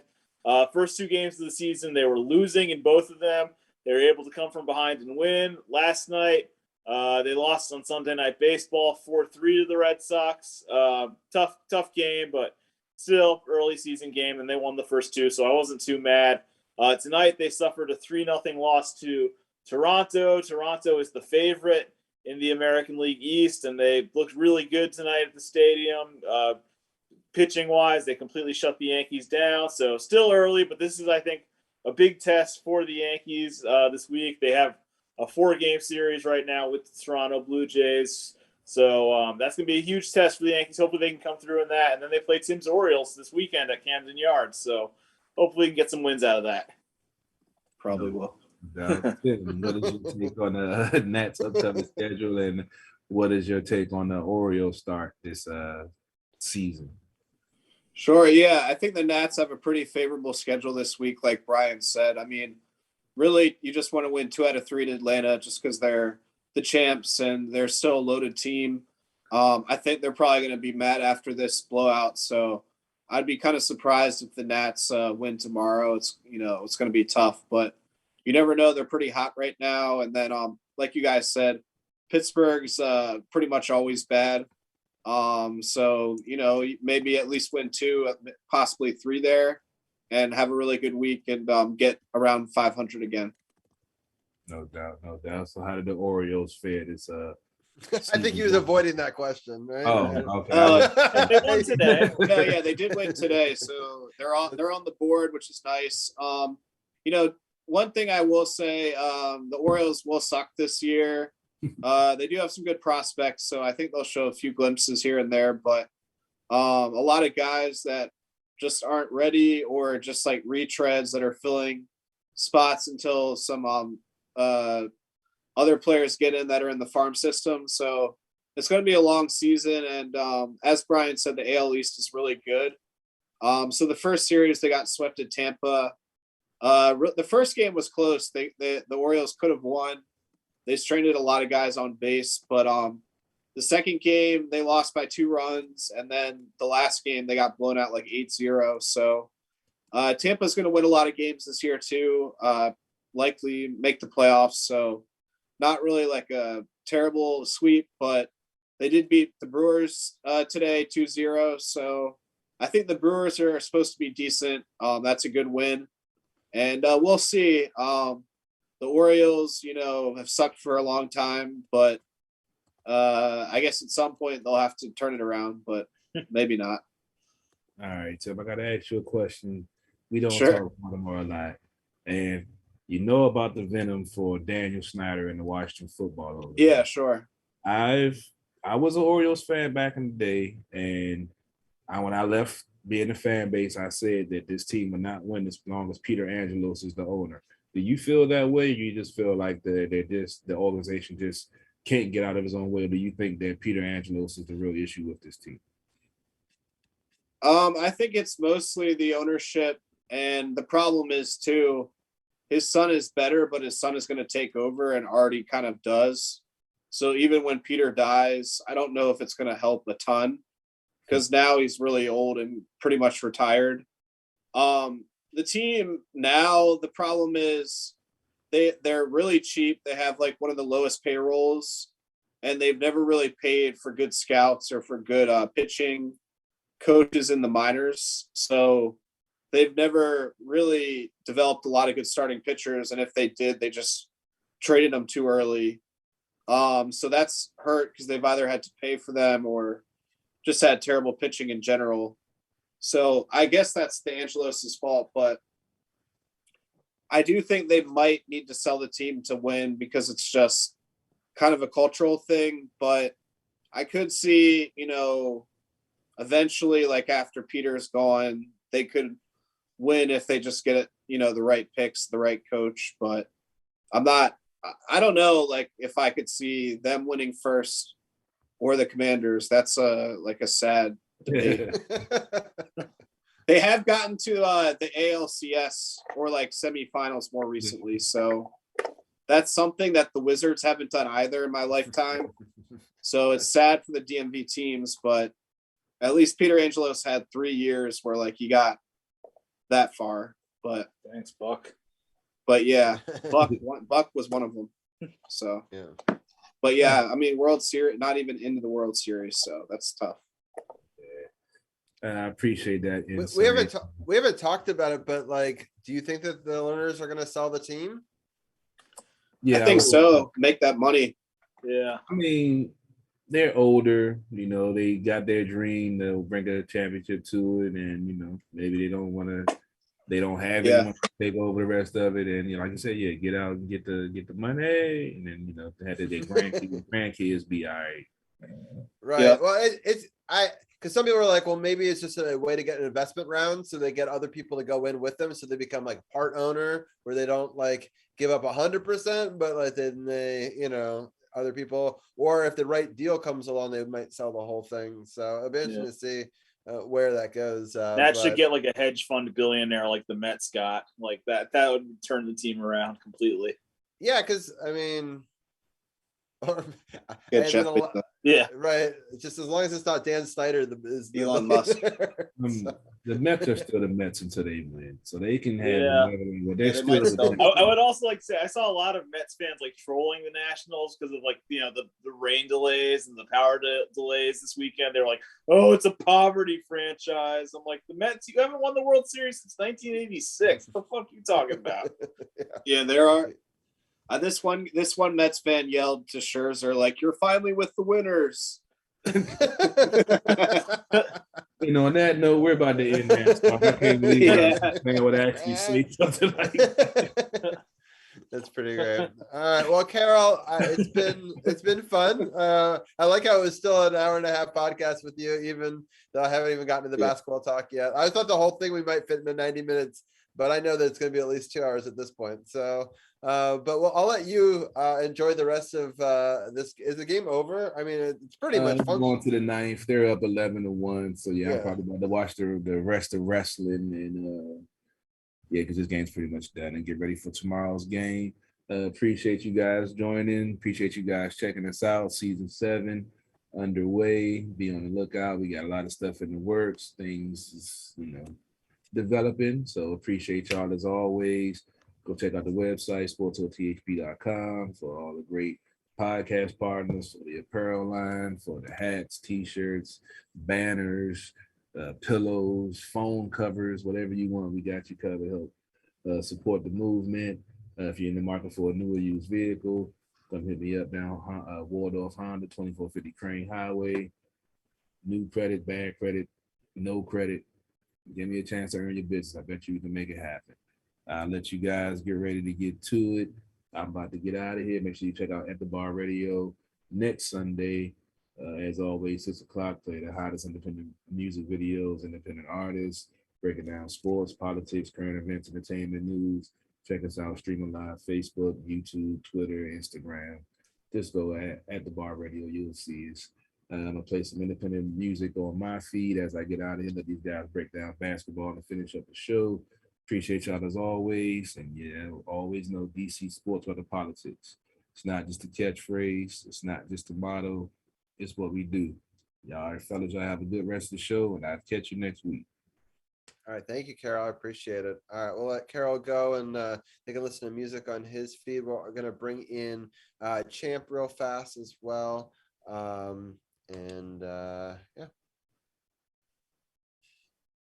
I think Champ is there. We go. Cool.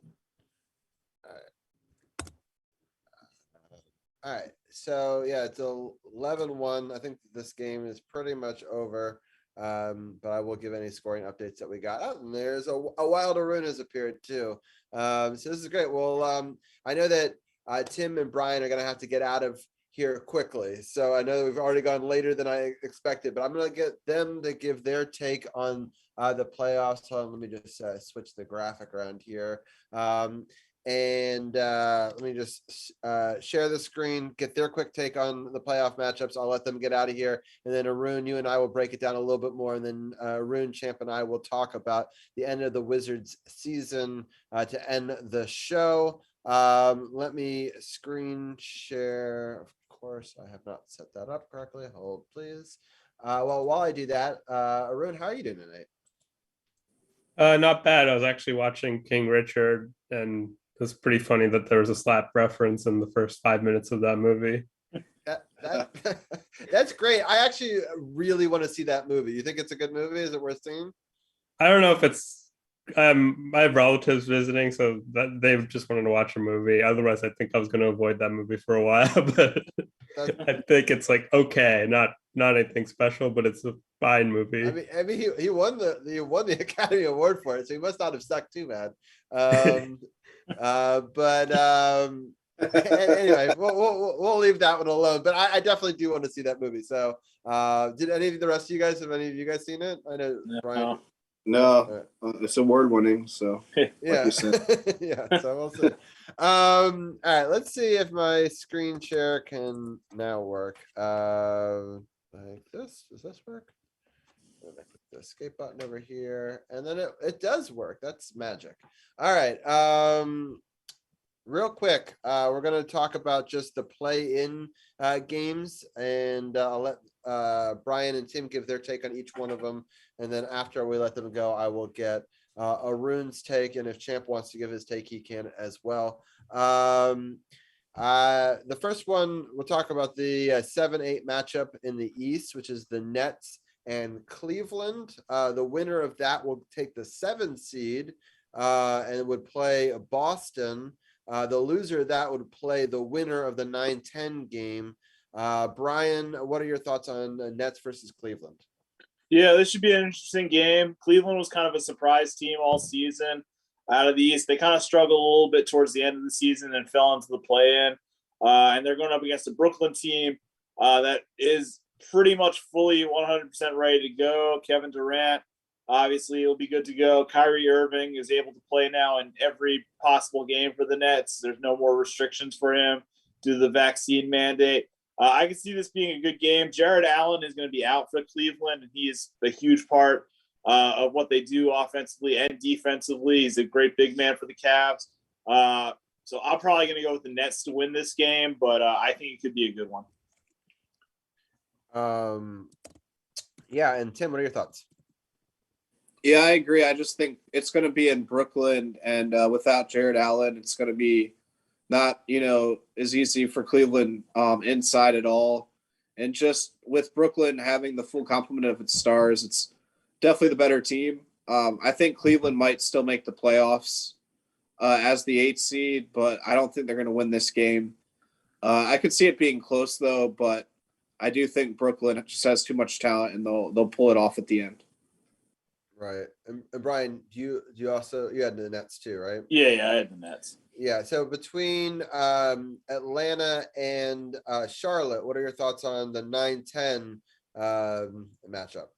Charlotte's another team that kind of started off hot this season and then kind of struggled. They had some injury problems as the season went on. And Atlanta was in this spot last year. They went to the Eastern Conference Finals.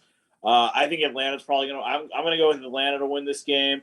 I think it'll be a good one. I think it'll be a close one. I would love to see LaMelo Ball make some noise in the playoffs. They're this young Hornets team, but I think Atlanta's going to take it. And Tim, what are your thoughts? Yeah, I think Atlanta will win because they have the home game and they have a really good home advantage. And they have all the experience from last year's playoffs, winning really big games and pressure moments. So I do think that they're probably going to win this game. And I do think they have a good chance of also getting into their full playoffs, but I wouldn't necessarily pick them in the second game. So who do you think? All right, in the second game, who do you think the matchup's going to be, and who do you think is going to win? I'll start off with you, Brian. Then it would be Hawks Cavs, right? Yeah. So I think the Cavs are going to win it. Got it. And Tim, what's your thought? Probably a coin toss, but I guess I'll go Cavs because I'll be at home. Yeah. All right, sounds good. All right, let's flip to the other side of the bracket real fast. The 7-8 matchup is the Timberwolves versus the Clippers. Brian, what's your thoughts on that one? Yeah, the Clippers have been playing great in the second half of the season. I think they're red hot right now. They're healthy at the right time going into the playoffs. Minnesota's been a nice story all season. I think Pat Beverly's done a really nice job kind of galvanizing that locker room. But I think ultimately the Clippers are just going to be a little bit too much for the Timberwolves in this game. So I'm going to go with the Clippers. Sounds good. And Tim, what are your thoughts? Yeah, I mean, I agree just because the Clippers have, a better top three and just more experience. So I think they'll pull it out. They've really underachieved this year overall, but they're hot at the right time. So I think they can take this game. Minnesota doesn't really have a lot of playoff experience. So even though they're at home, it's going to be tough. Yeah, it'll be interesting. All right, we got the New Orleans Pelicans versus the Spurs that took that last spot away from the Lakers. What are your guys' thoughts on this one? I'll start off with Tim this time. We'll flip it up. I mean, honestly, the West was not deep this year. Like, they've been dominant in the NBA for so long, but the East is finally better. And I just think these teams are just not very good. Like, they don't really deserve to be there. But I will say, I think New Orleans is playing a little bit better lately. And I like that they have a chip on their shoulder. Like, Zion didn't play, I don't think at all. He's out of shape. Everybody considers that team his team.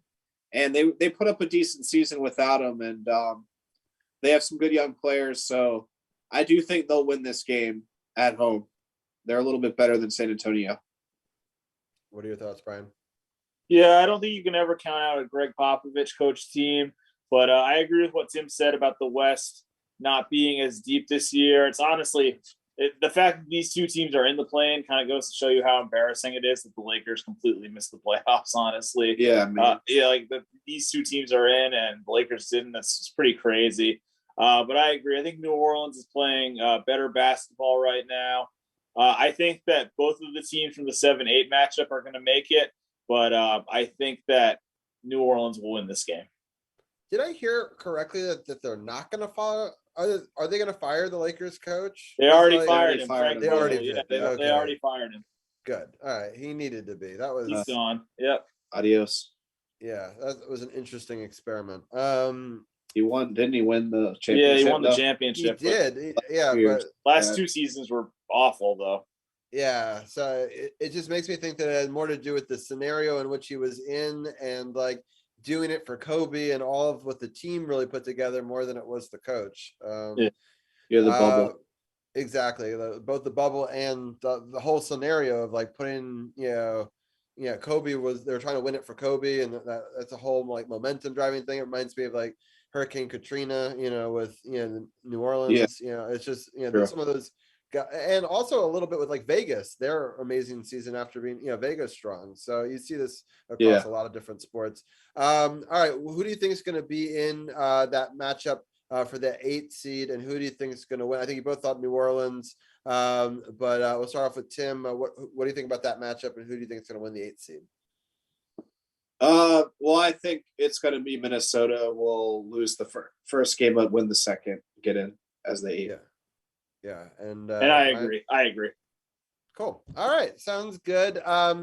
Well, I'm gonna stop the screen share just for a second. I'm gonna let you guys give your final thoughts before I let you go. Brian, are you doing your show this week or?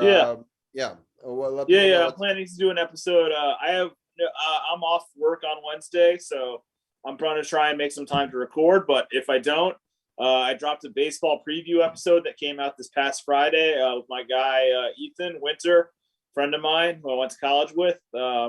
Just previewed the whole baseball season. I think it came out really well. Took a look at pretty much every division and award winner and who he thinks going to win the World Series.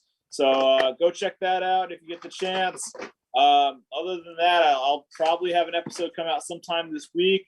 Or if not, sometime in the near future. But yeah, thanks for having me on, Robbie. I always appreciate it. You guys have a great rest of your night.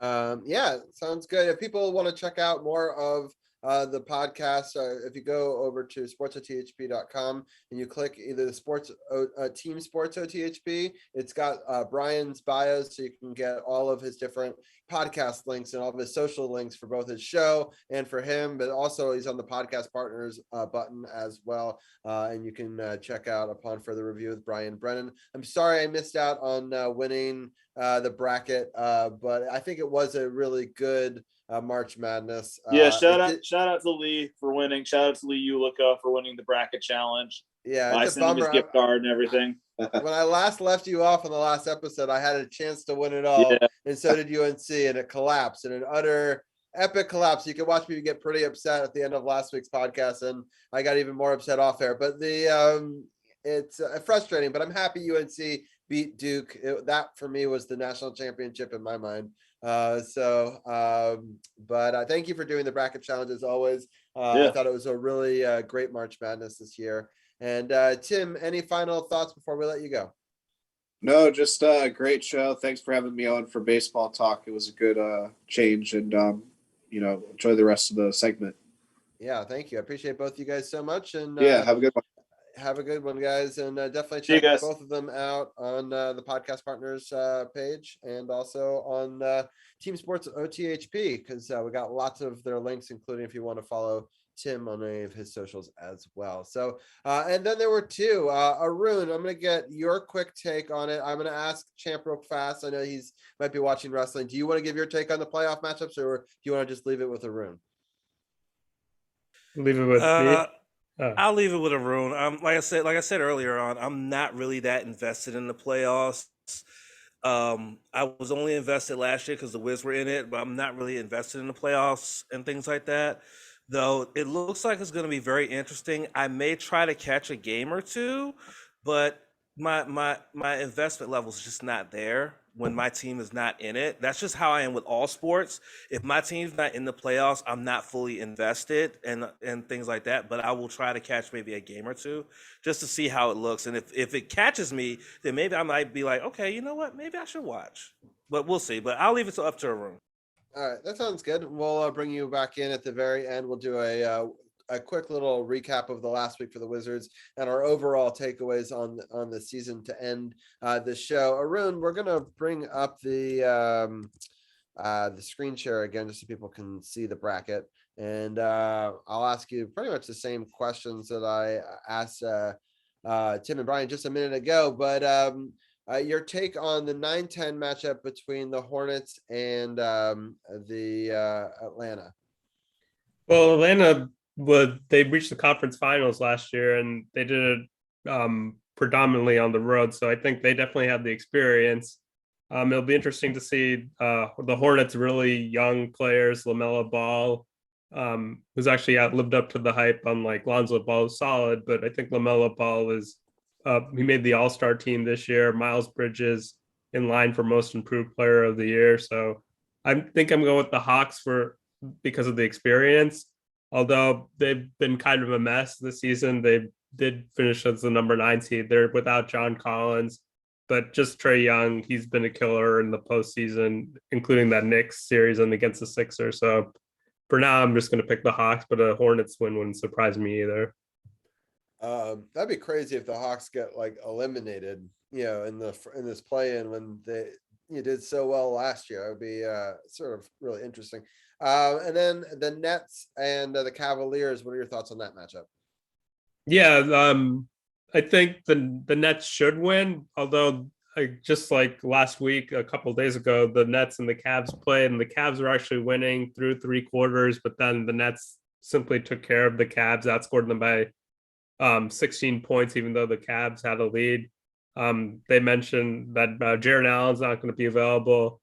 The Nets don't play really good defense, but I think with Durant and Irving, they should have enough to get it done. But given the way this season has gone, if you said before the season that the Nets be a number 7 seed, people would have thought you were a little bit crazy. But it's just been that kind of season for the Nets, given that Kyrie missed a lot of games due to vaccination. James Harden is now traded. They won't have Ben Simmons likely in this game, the Nets, and Seth Curry is also banged up. So I would potentially pick the Cavs here, but given the Cavs also are dealing with a lot of injuries, I think the Nets should beat the Cavs. And then in the potential, what do you think will be the 8-9 matchup for the other play-in? I actually disagree with Tim and Brian. I think the Cavs are probably the worst team out of these 4 teams. I would probably pick the Hawks or the Hornets over the Cavs just because of all the injuries the Cavs were dealing with. They had a really hot start to the season. They were the number 4 seed, but they're not playing like one of the top 8 or 10 teams in the East since that hot start. I'd actually go with the Hawks over the Cavs. Or the Hornets, yeah. All right, yeah. Interesting. Some interesting matchups, though. The 4-5 Toronto would be the 76ers versus Toronto, and the 6-3 matchup between the Bulls and the Bucks. Talk about some of those matchups because those are set in stone. I know that the 8 seed, whatever ends up being that in this tournament, will play the 1, which is the Heat, and the other team will play the Celtics. But what are your thoughts on the 2 matchups that have already been set? I think the Sixers Raptors, it's a really interesting series. Actually, these 2 teams played in the 2019 playoffs in a 7-game series that came down to Kawhi Leonard bouncing double or triple bounce off the rim. And now these teams are the Sixers are kind of similar, but they got rid of Ben Simmons, Jimmy Butler, and the Raptors. I think Siakam is the only starter that remains on that team. So they have Onobi, but he was injured that year in 2019. And Thibault, the Sixers, they have a player who got 1 vaccination, but he's going to not be ineligible to play in the games in Toronto since they require full vaccination. So that's something to look out for. I think the Sixers should win given that they have James Harden. But Nick Nurse is a terrific head coach. Reportedly, the Lakers are trying to get Nick Nurse, although I don't really think Nick Nurse will leave Toronto, given that Masai is a much better GM than Rob Pelinka. And the Raptors they had the number 4 pick and they picked Scotty Barnes, and he's propelled them all the way. And they're one of the best defensive teams. This is this series the Sixers should win, although with Doc Rivers having blown consecutive 3-1 series leads with different teams, you can't take this series for granted, but I'm going with the 76ers. The Braves just unfortunately scored a run in the bottom of the 9th. They now have 2 on, 1 out. It's 11-2. I'm still going to project a victory here. What are your thoughts about the Bulls versus the Deer? It's interesting. This is such like a big time matchup rivalry that's kind of grown, and it's kind of cool to see it in the first round. What are your thoughts on this one? Yeah, I believe the Bulls and the Bucks, they played, I believe it was like 5 years ago. Giannis and the Bulls, I believe Mike Dunleavy and Giannis got into it, and Giannis clothesline Dunleavy, and I guess that can add to the rivalry. And at that time, the Bucks were just like the young up and coming team, and the Bulls had Derrick Rose and Jimmy Butler and Dunleavy. And now like the roles are kind of reversed a bit, with the Bucks being the reigning champions. The Bulls have DeMar DeRozan, who has actually battled in the playoffs against Giannis. But other than that, most of these Bulls players, this is the first time they've been in the playoffs. Alonzo Ball, Nikola Vucevic, Zach LaVine. I believe he made 1 year with the Timberwolves, but he's had limited experience. And of course, Caruso has experience with the Lakers. I think the Bucks should probably win the series in 5 games, and it would surprise me if it goes on much longer than that, given that the Bulls have been kind of struggling. Although DeMar DeRozan is having the best season of his career and he's an all-star, but I think the Bucks, as the defending champions, they should win the series, even though they've been kind of disappointing as a number 3 seed, but I think they'll take care of the Bulls. Yeah. Let's switch over to the other side of the bracket real quickly. What are your thoughts on the New Orleans versus San Antonio matchup? I guess I'm rooting for the Spurs just to win this game because then the Wizards will have better playoff odds, potentially, if the Spurs actually win both their playing games. But I kind of agree with what Brian and Tim said. The Pelicans have actually been playing really well since they traded for CJ McCollum. They've actually been playing like a playoff team, I would say. And the first half of the season, they were not, because they haven't had Zion Williamson. But since they've acquired CJ McCollum, trading a couple firsts and Josh Hart for him, they actually look like a legitimate team. And I think they should beat the Spurs, but this is Popovich's last year, so Spurs win wouldn't surprise me either, but I'm going to go with the Pelicans. Got it. Yeah, I think it's just because it's Pop. I'm going to pick the Spurs in that one, but I agree. I think New Orleans is the better team, and Pop hasn't really had to deal with this young core before. Like, he's always had this sort of veteran leadership that he passes on through the ages, and it's such a different situation for him now. What are your thoughts on the 7-8 matchup between the Clippers and the Timberwolves? Yeah, the Timberwolves have been playing pretty well, like much better than I thought they would, even though the Wizards actually just blew them out by 18 points out randomly. The Wolves have actually, Karl Anthony Towns will probably make an all-NBA team. D'Angelo Russell has been much better than I thought he was, and they think they have some veteran leadership with Patrick Beverley, who's actually going against his former team in the Clippers who traded him. So that's something to look out for, even though I think most people are picking the Clippers, including me. The Timberwolves do have a shot just because of that revenge factor with Patrick Beverley going against his team. He probably is going to tell everyone what the Clippers game plan is going to be. I'm not sure exactly if Kawhi Leonard is coming back in this one. I don't think so, but Paul George has been playing towards the end of this regular season. So I think just talent-wise, and given that, like the Hawks, they were in the conference championship game just last year, even without Kawhi Leonard, I think the Clippers, with all their playoff experience, should win this game. And then who do you think is going to be the consolation matchup, and who do you think is going to win that last spot? It'll be Timberwolves, Pelicans, and I'm hoping it's the Spurs, but I think I'm going to say the Timberwolves are going to beat the Pelicans, even though that should actually probably be a really good game. That's probably a toss-up, in my opinion. Yeah, I think it'd be a great matchup with either the Spurs or the Pelicans. I hope Popovich gets in. That'd be kind of fun for him to sneak into that 8 spot and play the Suns, just because it brings back these old West Coast matchups that just be so different than anything we'd seen before. Let's get into the 2 matchups that we know that are set. Again, the 2 seed, which would play the winner of the 7-8 matchup, is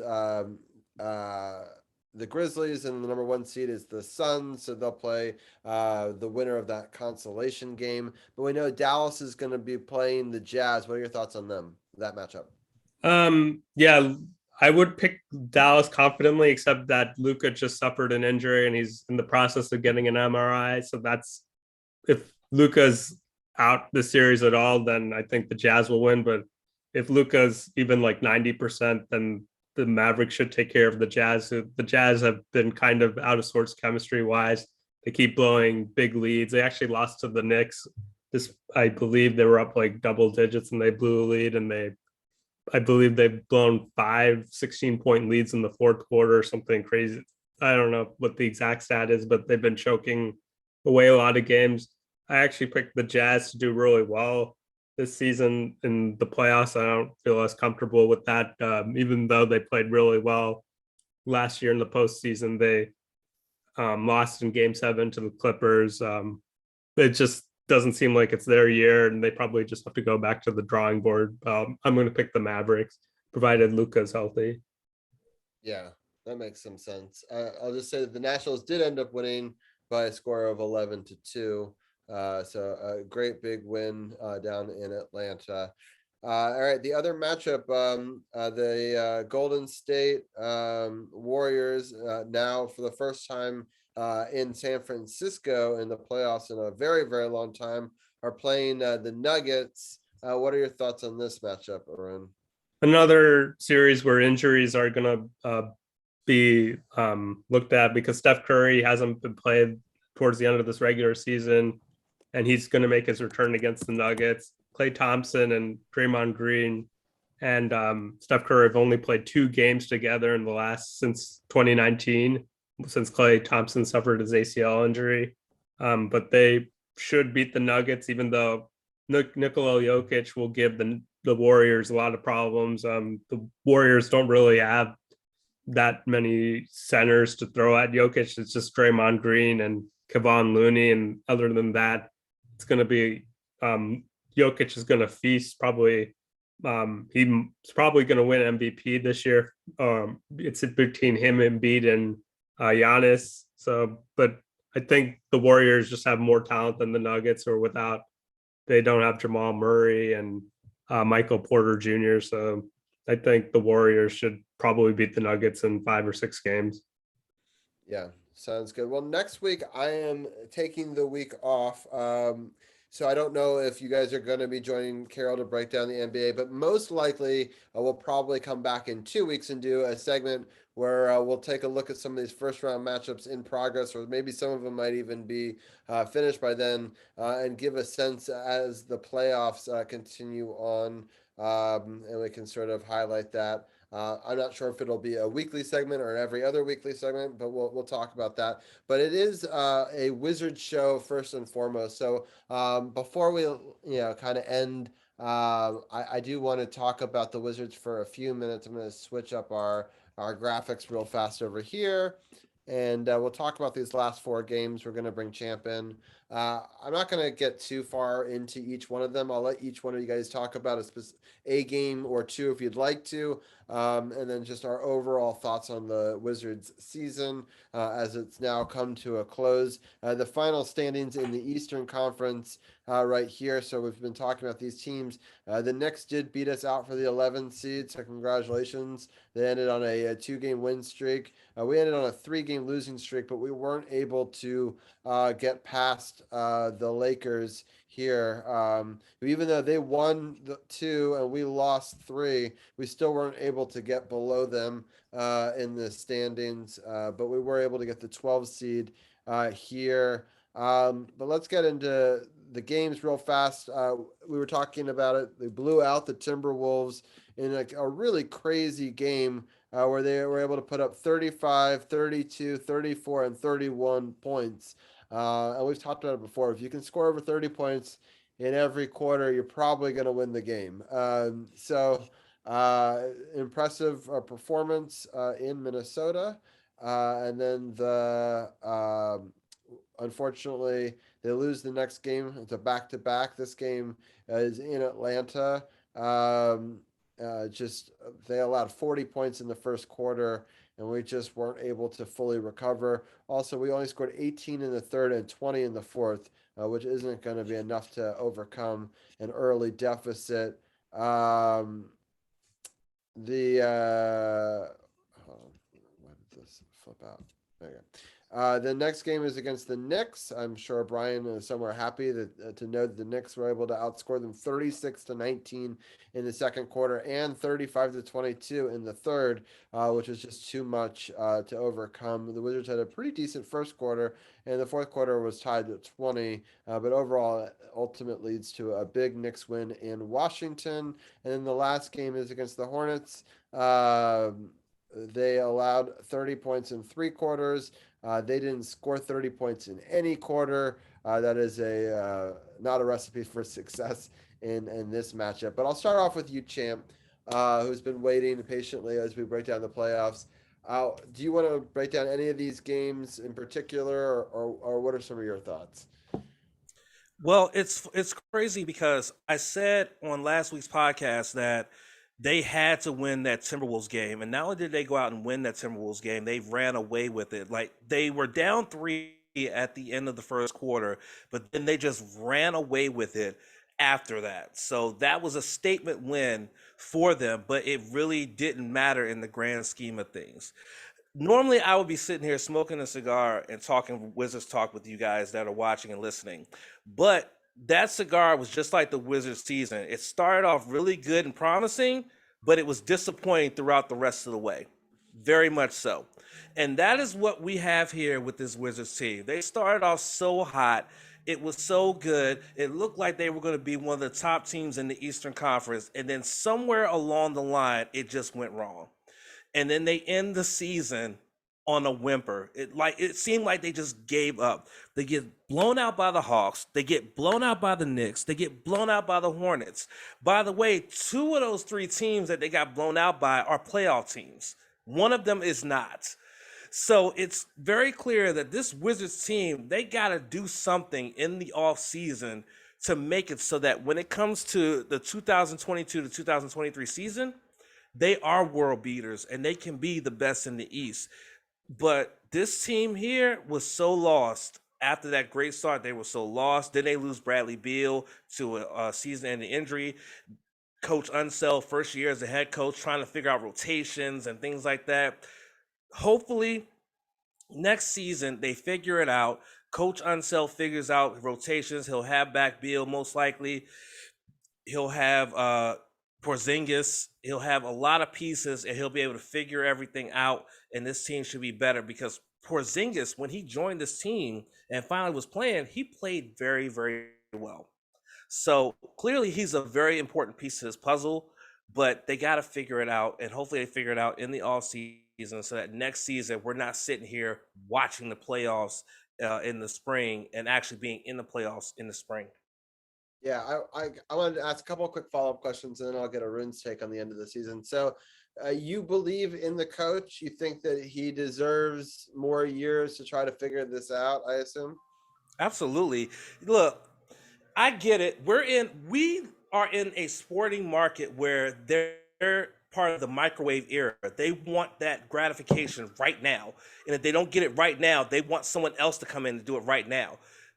I believe that Coach Unseld, who was a former defensive coach before coming here to Washington, can get it together and bring the pieces together to not only have a team that plays very strong defense, but can also score on the other end. So absolutely, I believe that Coach Unseld is the answer for this team when it comes to this team being successful. We just have to give him time. Let's not be like, oh, first year, we start off strong and then we crap the bed and we're out of the playoffs, fire him now. No. I would give him at least 3 years. So not after this year, I would give him another 2-3 years. And if nothing improves and we continue to be like this, then I'm like, get him out the door. But I would like to give him at least another 2 to 3 seasons to turn it around and see what happens before I'm ready to like get the pitchforks and stakes out and run him out of town. That's just me. But I don't know about anybody else. A couple follow-up questions on that, and then I'm going to want Arun's take on all of it. But so do you think the team as it's currently constructed, we have the right players, we just haven't found the right balance yet? Or do you think we need to make some moves and trade some of these pieces, get different pieces in there? What are your thoughts on the players as it's currently constructed? It's really hard to say because in this day and age, you can sit and say, oh, I think we have the pieces and just go from there. But then you put it all out on the court and then it may not be that. So it's really hard to say. I mean, they went out and they got Kristaps Porzingis and that big contract, and they're looking at Bradley Beal and a possible extension for him. So, the GM that we have is clearly a very good GM because he's won Executive of the Year. So clearly he knows what he's doing there. So he's gonna figure it out when it comes to what players needs to be on this team and be out there to make us better and make us a contender. And it's going to come up to Coach Unseld to make sure that whatever pieces that this GM gets into that stadium, he's going to have to put out there to make sure that they work. So honestly, right now, I feel like they have some very good pieces on this team, but only time will tell if things need to change or if things are fine and they just need time to develop and to mold together. Because that's the thing about a team sport, is that you need time to meld together and to grow together and to become an actual legit team. And,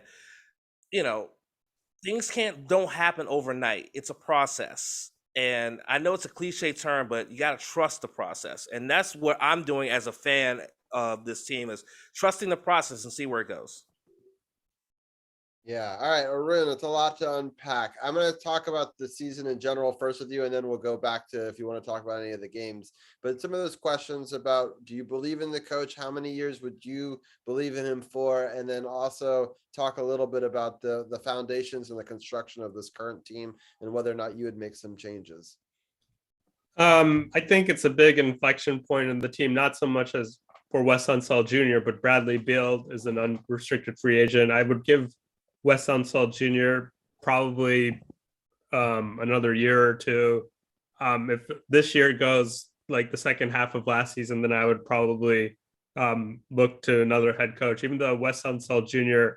is pretty well respected among players, including the last year's MVP, Nikola Jokic, who was where Wes Unseld Jr. coached. But I think the second half of the season can also just be, including the part where Bradley Beal was there, it just seemed like the pieces weren't fitting together. I would have liked to see all the healthy pieces with Porzingis and Satoransky. It seemed like Dinwiddie and Beal just didn't get along for whatever the reason. And both Dinwiddie has been much better in Dallas, but I think it just wasn't going to be a good fit with Bradley Beal. And I think the big thing is, should they bring back Beal? He's gotten significantly worse. I think that's the big reason why this team hasn't been as good, and he's going to make probably $45 to $50 million a year. It may not be a mistake to sign Beal in order to trade him, but that's probably just a long-term question for this team. Do they start rebuilding? Can Bradley Beal be the best player on a championship contending team, or do the Wizards just try to rebuild without him? And it'll be an interesting decision to see what happens. I think they'll probably re-sign Beal. And do they try to do a win move now? Do they trade their lottery pick for a point guard? Do they bring back John Wall on the buyout market? Because I think that's the clear weakness of this team is Ish Smith and Satoransky are pretty nice point guards, but they probably need a better point guard to lead the team. They probably miss. Do you think John Wall at this point could even be a better point guard than that with all? No, I don't even think so. Like that's just one of the options. I would probably not re-sign John Wall. I don't think he'd probably be like a 20-minute kind of minute player. Like I don't think he would be like I don't know if he would be able to take a back seat to Bradley Beal. That's probably the big thing. So, and I don't know if Bradley Beal even wants him back. Probably the more interesting thing would be if I wouldn't even want to bring Russell Westbrook back. So they probably just need to find another point guard in the draft. But I don't know if the Wizards are going to have the patience to do that. Yeah. Do you have any game of these four you want to break down, or you think we can leave it at that? It was nice that they got a win against Timberwolves in a blowout fashion, but I guess Brian's going to be happy about that win against the Wizards, but the Wizards did rest KCP and Porzingis. I think the Wizards at that point had just given up on the season, and they're playing for lottery picks, and now they have a 14% chance at a top 4 pick, while the Knicks have 7% chance at a top 4 picks. It's too bad the Wizards, while they were eliminated from the playoffs, and try to tank a few more games, but it is what it is. And hopefully, I think Tommy Shepard has done really well with this team. It's just drafting. He hasn't hit one draft pick out of the ballpark. They're really solid values in Rui and Denny, but he hasn't really drafted like an all-star caliber player. So I would actually I would give him probably one more year, and just maybe he just does the trades. But as far as drafting, I would probably prefer another GM, to be honest with you. Yeah, that makes sense. All right, I'm going to stop the screen share there. Well, thank you guys for breaking down sort of the end of a tough season. And I know, Champ, I don't know. Do you talk baseball? Do you want to talk baseball in the baseball segment? It's fine to just say no. I mean, it's up to you. It's crazy because, I was a baseball player in high school, so I should be, following baseball and stuff like that. I'm going to say maybe. Maybe. I'm going to say maybe. But maybe you take a break, whatever you want to do. Because I know I don't want to make you talk playoff games if you don't want to watch them as well. So, but I appreciate you coming on the show whenever you have the opportunity. But I'll leave it up to you when there's stuff you want to talk about, and there's never any pressure on that end. But I know Arun does talk a little bit of baseball with us. He did last season, and I think we will talk about the playoffs as they go on. I'm not sure how next week will go with Carol, but I'll let him figure that out while I'm on vacation. So no show if you're watching live on Twitch next week here, but and there won't be a show. The Zoom feed won't be on on our Facebook page, facebook.com/SportsOTHP, but it will be on Carol's page. He'll do it on his YouTube channel, and so you can catch all of that and all the links at sportsothp.com. But before we go, I know, Champ, you're on a bit of a hiatus from your podcast, but is there any breaking wrestling news you want to get off your chest, or anything you want to talk about, and let people know when season 4 will begin with you? Yes, well, Japanese wrestling legend Shinjiro Otani sent out prayers to him. He suffered a severe spinal injury during a wrestling match at a 0-1 event over the weekend, where he took a German suplex into the turnbuckles. And even though he was responsive, he couldn't move his limbs. Fans had to be escorted out of the building so he could be stretchered out of the building. Really scary scene. So, prayers to him. He's a legend in Japan when it comes to wrestling. Much prayers to him. And yes, we are on a hiatus from doing live podcasts and a new podcast, because we are going into season 4 of the weekly wrestling podcast beginning on April the 30th. But we will be streaming live on Twitch on April the 23rd. Myself and Sith will be live stream reacting to Impact Wrestling's Rebellion pay-per-view, which is one of their big 4 pay-per-views.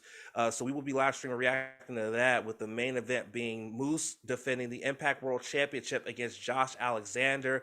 plus a couple of other championship matches. We got that on tap for you, but we will be back with the Weekly Wrestling Podcast original episodes for season 4 on April 30th. But you can check out the podcast partners button on sportsothp.com to listen to the archives of previous episodes, including our season finale, where we recap this past weekend's WrestleMania weekend events, including NXT Stand and Deliver and both nights of WrestleMania, plus all the fallout from WrestleMania weekend this past week in wrestling. Plus, I kind of go off on a little bit of a tangent because a current Hall of Famer got in trouble with the law again by driving under the influence with no license, and she killed somebody. So I went off on a tangent on that. So make sure you check that out and things like that. But that's all I have. No, that's a lot to break down. So yeah, definitely go check it out on the podcast partners button. No Spots Podcast. You can see the graphic on the screen right now. Also on the podcast partners, the Team Sports OTHP link, you can click all the links and we got all of Champ's social medias for his show and for him and all that stuff too. So lots of stuff to get through there. Champ, I appreciate you modding and being a part of the show, and I'll let you go there. I'm going to ask Arun one final question about March Madness before we head off. But Champ, thank you as always. Thank you for having me. I'll see you guys in a week or two. All right, sounds good. All right, Arun, it was heartbreaking for both of us. So neither of us got Final Four appearances, and I got a win over Duke. But ultimately, it was an epic collapse by UNC in that game. I don't want to break it down for too long, but it was such a historic loss. But I still think it was such a great tournament for UNC and a great tournament overall. But what were your thoughts, sort of a takeaway from the championship, but also just your overall takeaway from March Madness? Yeah, North Carolina clearly wasn't a number 8 seed, even though, I don't know, they probably should have taken into account that last win over Duke, that they should have been seated higher, but they played really well. They knocked out Duke.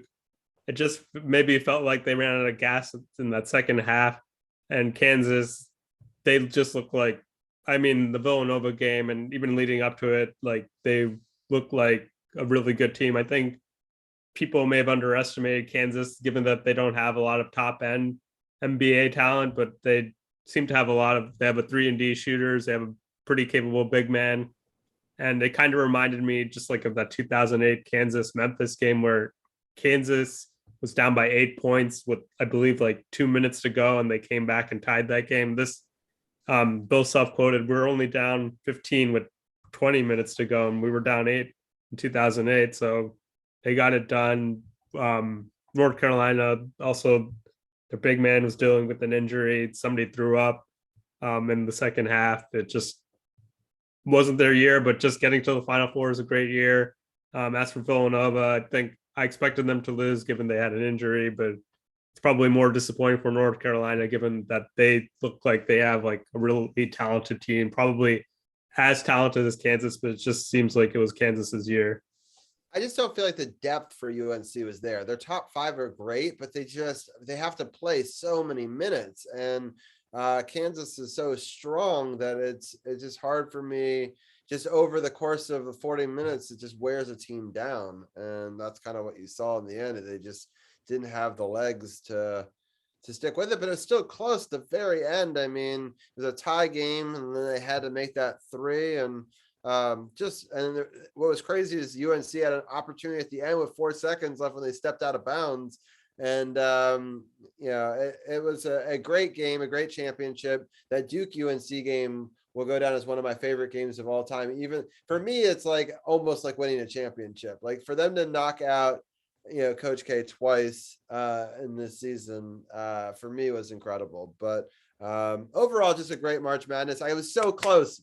Arun, I predicted the right finals, just not the right winner. And I thought, even when I was picking the bracket, maybe I should pick Kansas here. But I was like, no, I've gone with my heart the whole way through. Let's just stick it out. And but I probably would have won the whole entire bracket challenge if I had picked Kansas there. So, but it was close. Any final thoughts about March Madness before we wrap up? Yeah, I guess the one grace is that Duke didn't lose to the eventual national champion. So that's the only positive, I guess, for you. Yeah, I guess so. So But I'm happy that UNC was able to win their region and then win that battle, which I think is so legendary. It was the first time they'd ever played each other in March Madness. So that was great. Well, thank you, Arun, for helping me break down all the March Madness throughout this season. And we'll definitely have you back on. I'm not sure if you'll talk baseball, basketball with Carol next week, but I know in a couple of weeks, I'm sure we'll talk a little bit more about these NBA playoffs as we gear up for that. Anything you want to shout out or let people know before we head out of here? Yeah, I need to get back into the podcasting, then I'll shout out the podcast, and then prayers to Dwayne Haskins. Unfortunate that he died. Didn't expect that. It still doesn't feel real to me, and it's unfortunate that that's the way he died, and just it shows that you can't take life for granted. And hopefully his family and his friends are doing well with this tragedy. Yeah, for sure. All right. I think I am going to take our audience on a raid. I think it's that time.